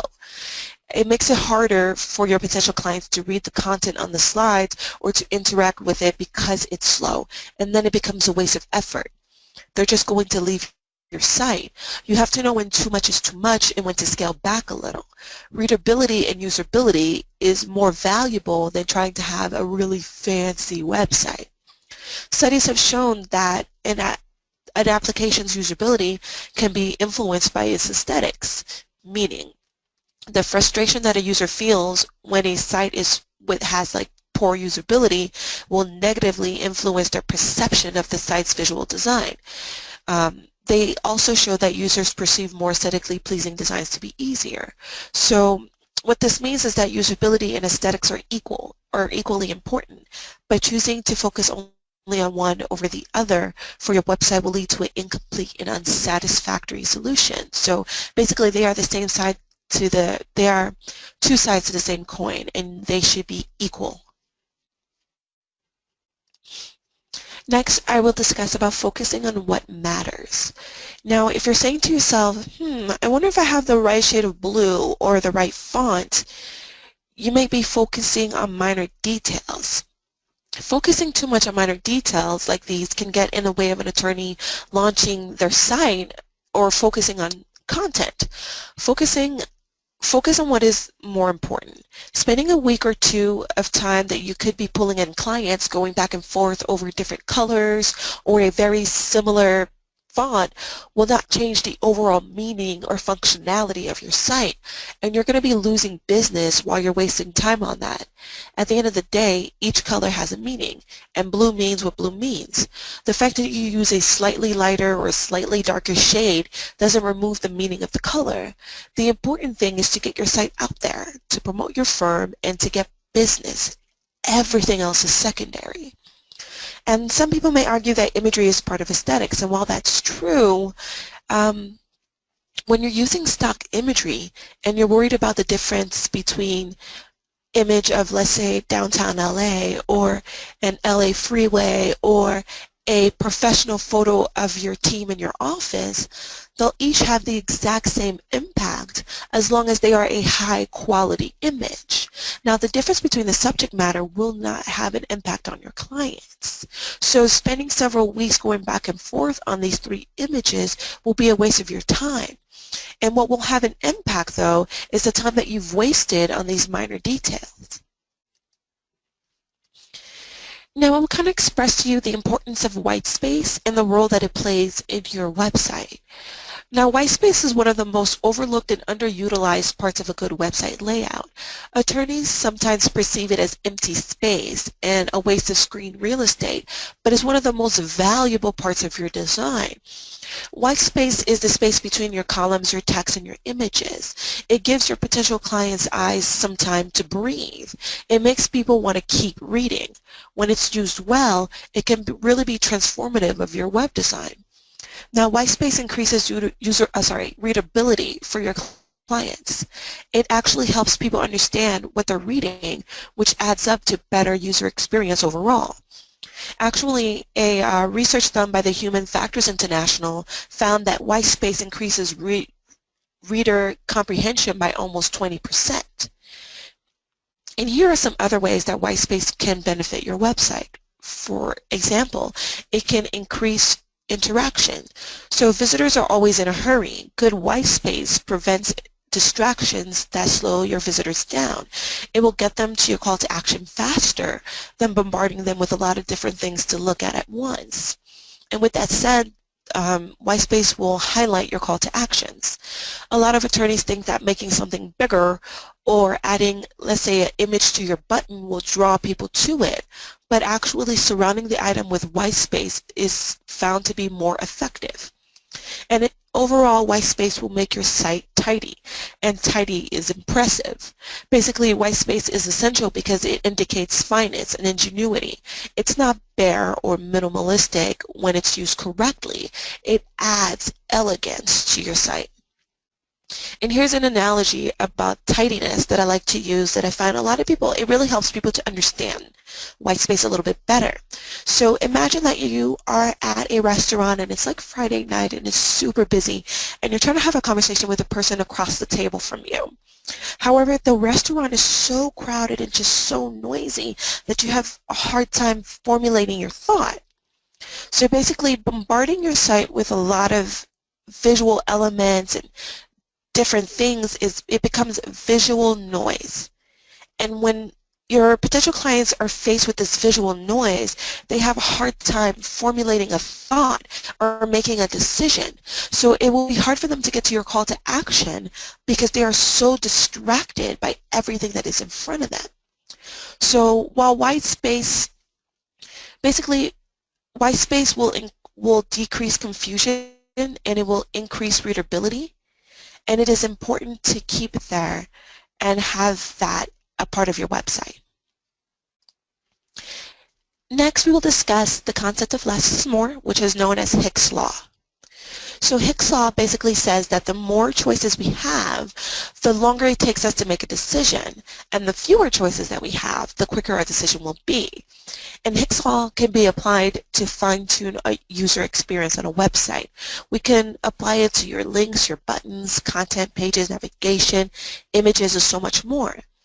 Building a great user experience can be achieved by slimming down your websites and reducing your user confusion and increasing conversion rates of call to action elements. One way to achieve that is through progressive disclosure. So by holding back some of the options until they are completely necessary, you help the user maintain focus on the primary set of choices while reducing clutter and confusion. Also, think about white space again. If you make use of white space in your design, you can direct where your users look, and this way you can reduce the options competing for their attention. You can have too much of a good thing, and you can easily confuse your users with too many choices. When working on visual design of your site, you should take Hick's Law into consideration and minimize links and options, thus streamlining the user's decision-making process. Next, we will discuss your website links and why it's important to write them a certain way. Having proper link titles is a major accessibility requirement for websites. Most sites use overly general link text like "click here," which says nothing about what is to be found when you do.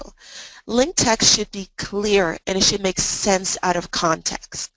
So I found that instead of using non-informative phrases such as "click here" or "read more," "link to," "info," or just verbs in general, it's sometimes better to make proper and concrete nouns in a sentence link.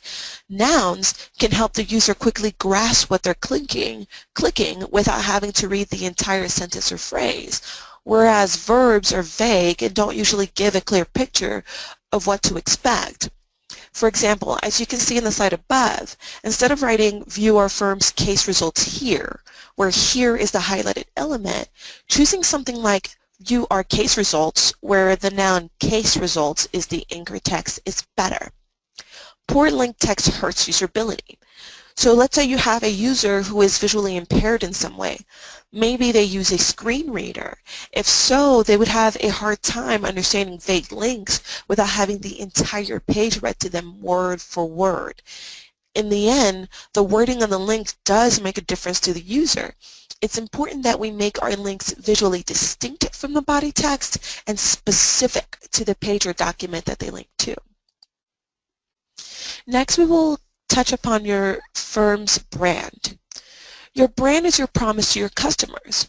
One thing I often see is that attorneys want lots of content in their logo. However, attorneys don't realize that your logo shouldn't be a sentence or a phrase or even a paragraph, but a simple visual representation. It should be easy to recognize. The goal here is to reduce the amount of content you have in your logo.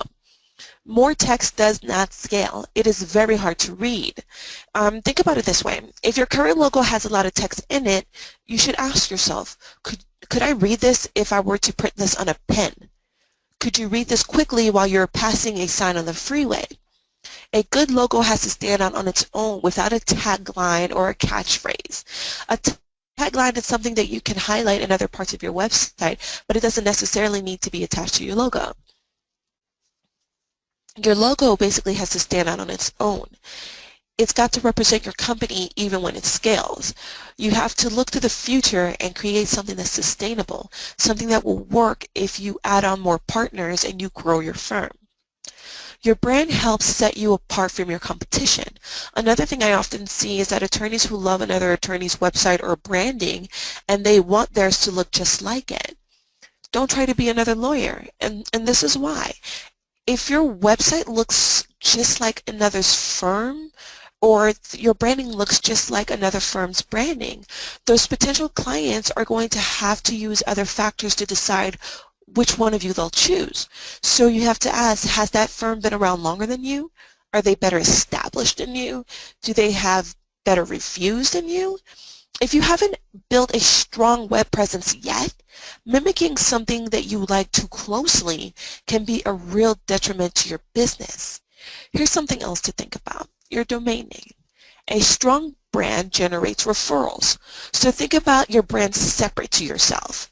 People love brands, people eat brands, people wear brands, people are constantly telling other people about the brands that they love. That said, you can't tell someone about a brand that you can't remember. So if your last name is hard to spell or pronounce, then it's probably not the best brand name or URL name. Have something that's easy to recognize, and something that is shorter is better.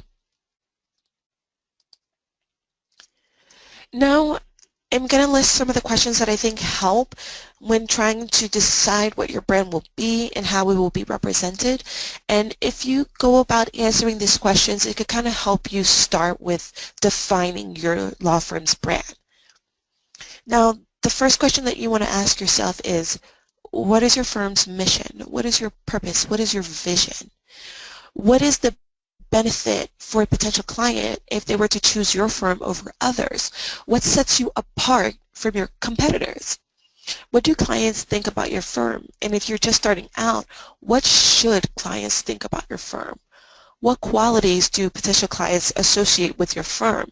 And those qualities you can define in your tagline, and you can use the visuals on your website to set that tone. Next, we'll discuss your logo. So in short, a logo is simple, it is memorable, it is timeless, it is versatile, and it is appropriate. It is something your potential clients will easily recognize. It features something unique without being overdone. Think about the logo, think about these logos that you know off the top of your head. For instance, McDonald's. When you think of McDonald's, you automatically see the golden arches, you see the shape of the M, you see the yellow and the red color scheme. And another good example is Coca-Cola. Coca-Cola has been timeless. It's featured roughly the same red and white logo since 1885. So your website will evolve with technology, and that's one of the things that we help you stay on top of here at LawLytics, but your brand should be here to stay. Longevity is key. A good logo doesn't just go on your website. It may be featured on your business cards, your letterhead, promotional items, sponsoring banners, on your booth at a convention, on flyers, and of course on all of your social media accounts. So it has to be versatile. You have to be able to write and visually represent it in a lot of different ways. So here are some questions that you can ask to see if your logo is effective. So, does it work when it's stacked? Does it work when it's shaded? Is it the size of a postcard? Is it the size of a billboard? If printed in reverse, let's say on a light or a background, is it still a strong logo? If it only works in one color, then it's not going to be great. If you can't shrink it or grow it easily, then it is not going to work. It should be scalable at any size, both horizontal and vertical formats. If your logo can't hold its own in black and white, it may not be the right logo choice. And here's another thing for attorneys to consider. Attorneys often gravitate towards typical legal images, and so that would be the pillars or the steps, the gavel, the balance, the scale of justice. But think about all the logos that you already know about that have nothing to do with the product that they represent. And a good example of that would be Apple. Computer logos don't have to show computers, and Apple doesn't. It's an apple, but it's iconic, and you would recognize it anywhere. Car logos don't have to show cars. Subaru is a constellation and Dodge logo is a Ram. So take that into consideration as you're developing your logo and building your brand. You don't have to be typical or usual to stand out and be good. Now we will talk about your tagline and different ways to write it. So does your firm's tagline capture your brand? You might be able to recognize some of the taglines of some of the brands in this slide, like for example, M&M's, it melts in your mouth and not in your hands, or with Lay's, bet you can't have just one, and of course Dunkin' Donuts, America runs on Dunkin'.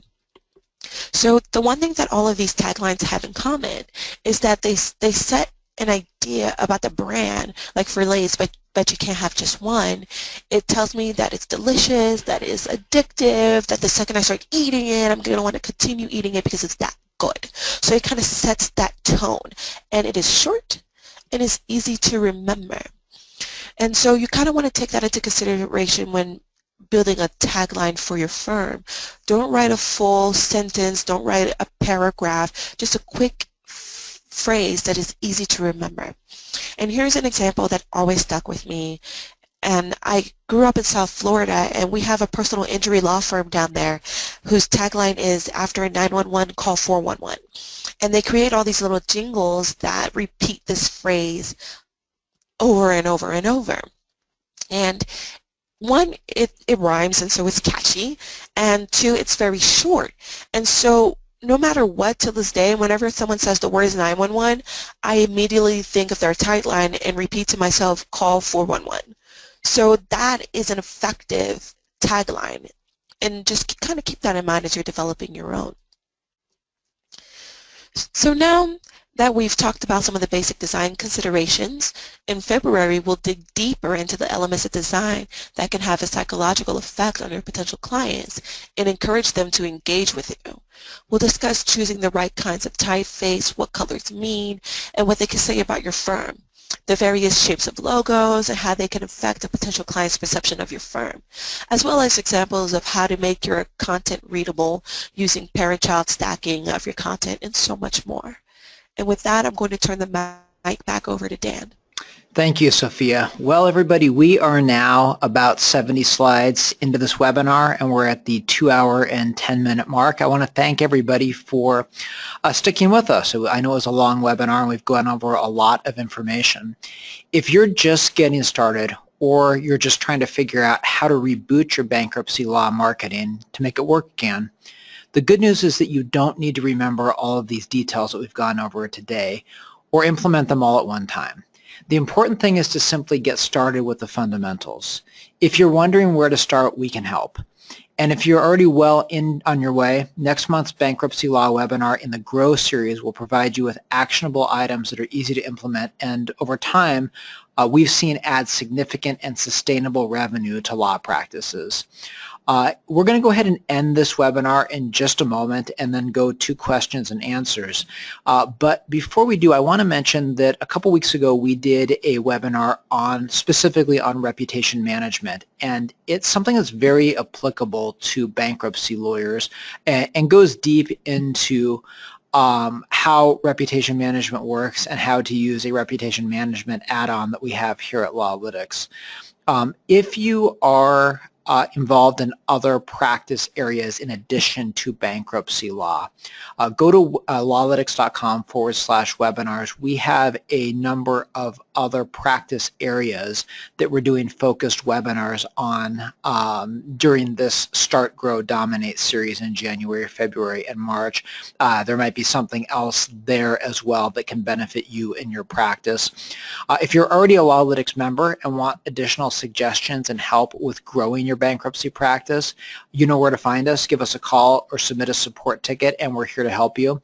If you are new to LawLytics and want to find out more about whether the LawLytics system is right for you, the best way to go about doing that is to go to lawlytics.com and simply use the green button to schedule a consultation. You'll be taken directly to our online calendar. I want to thank Sophia, Rachel, and Victoria for your presentations today, and thank you to all of you who attended. I hope it helped, and I hope to see you soon. And with that, we'll go ahead and go to questions.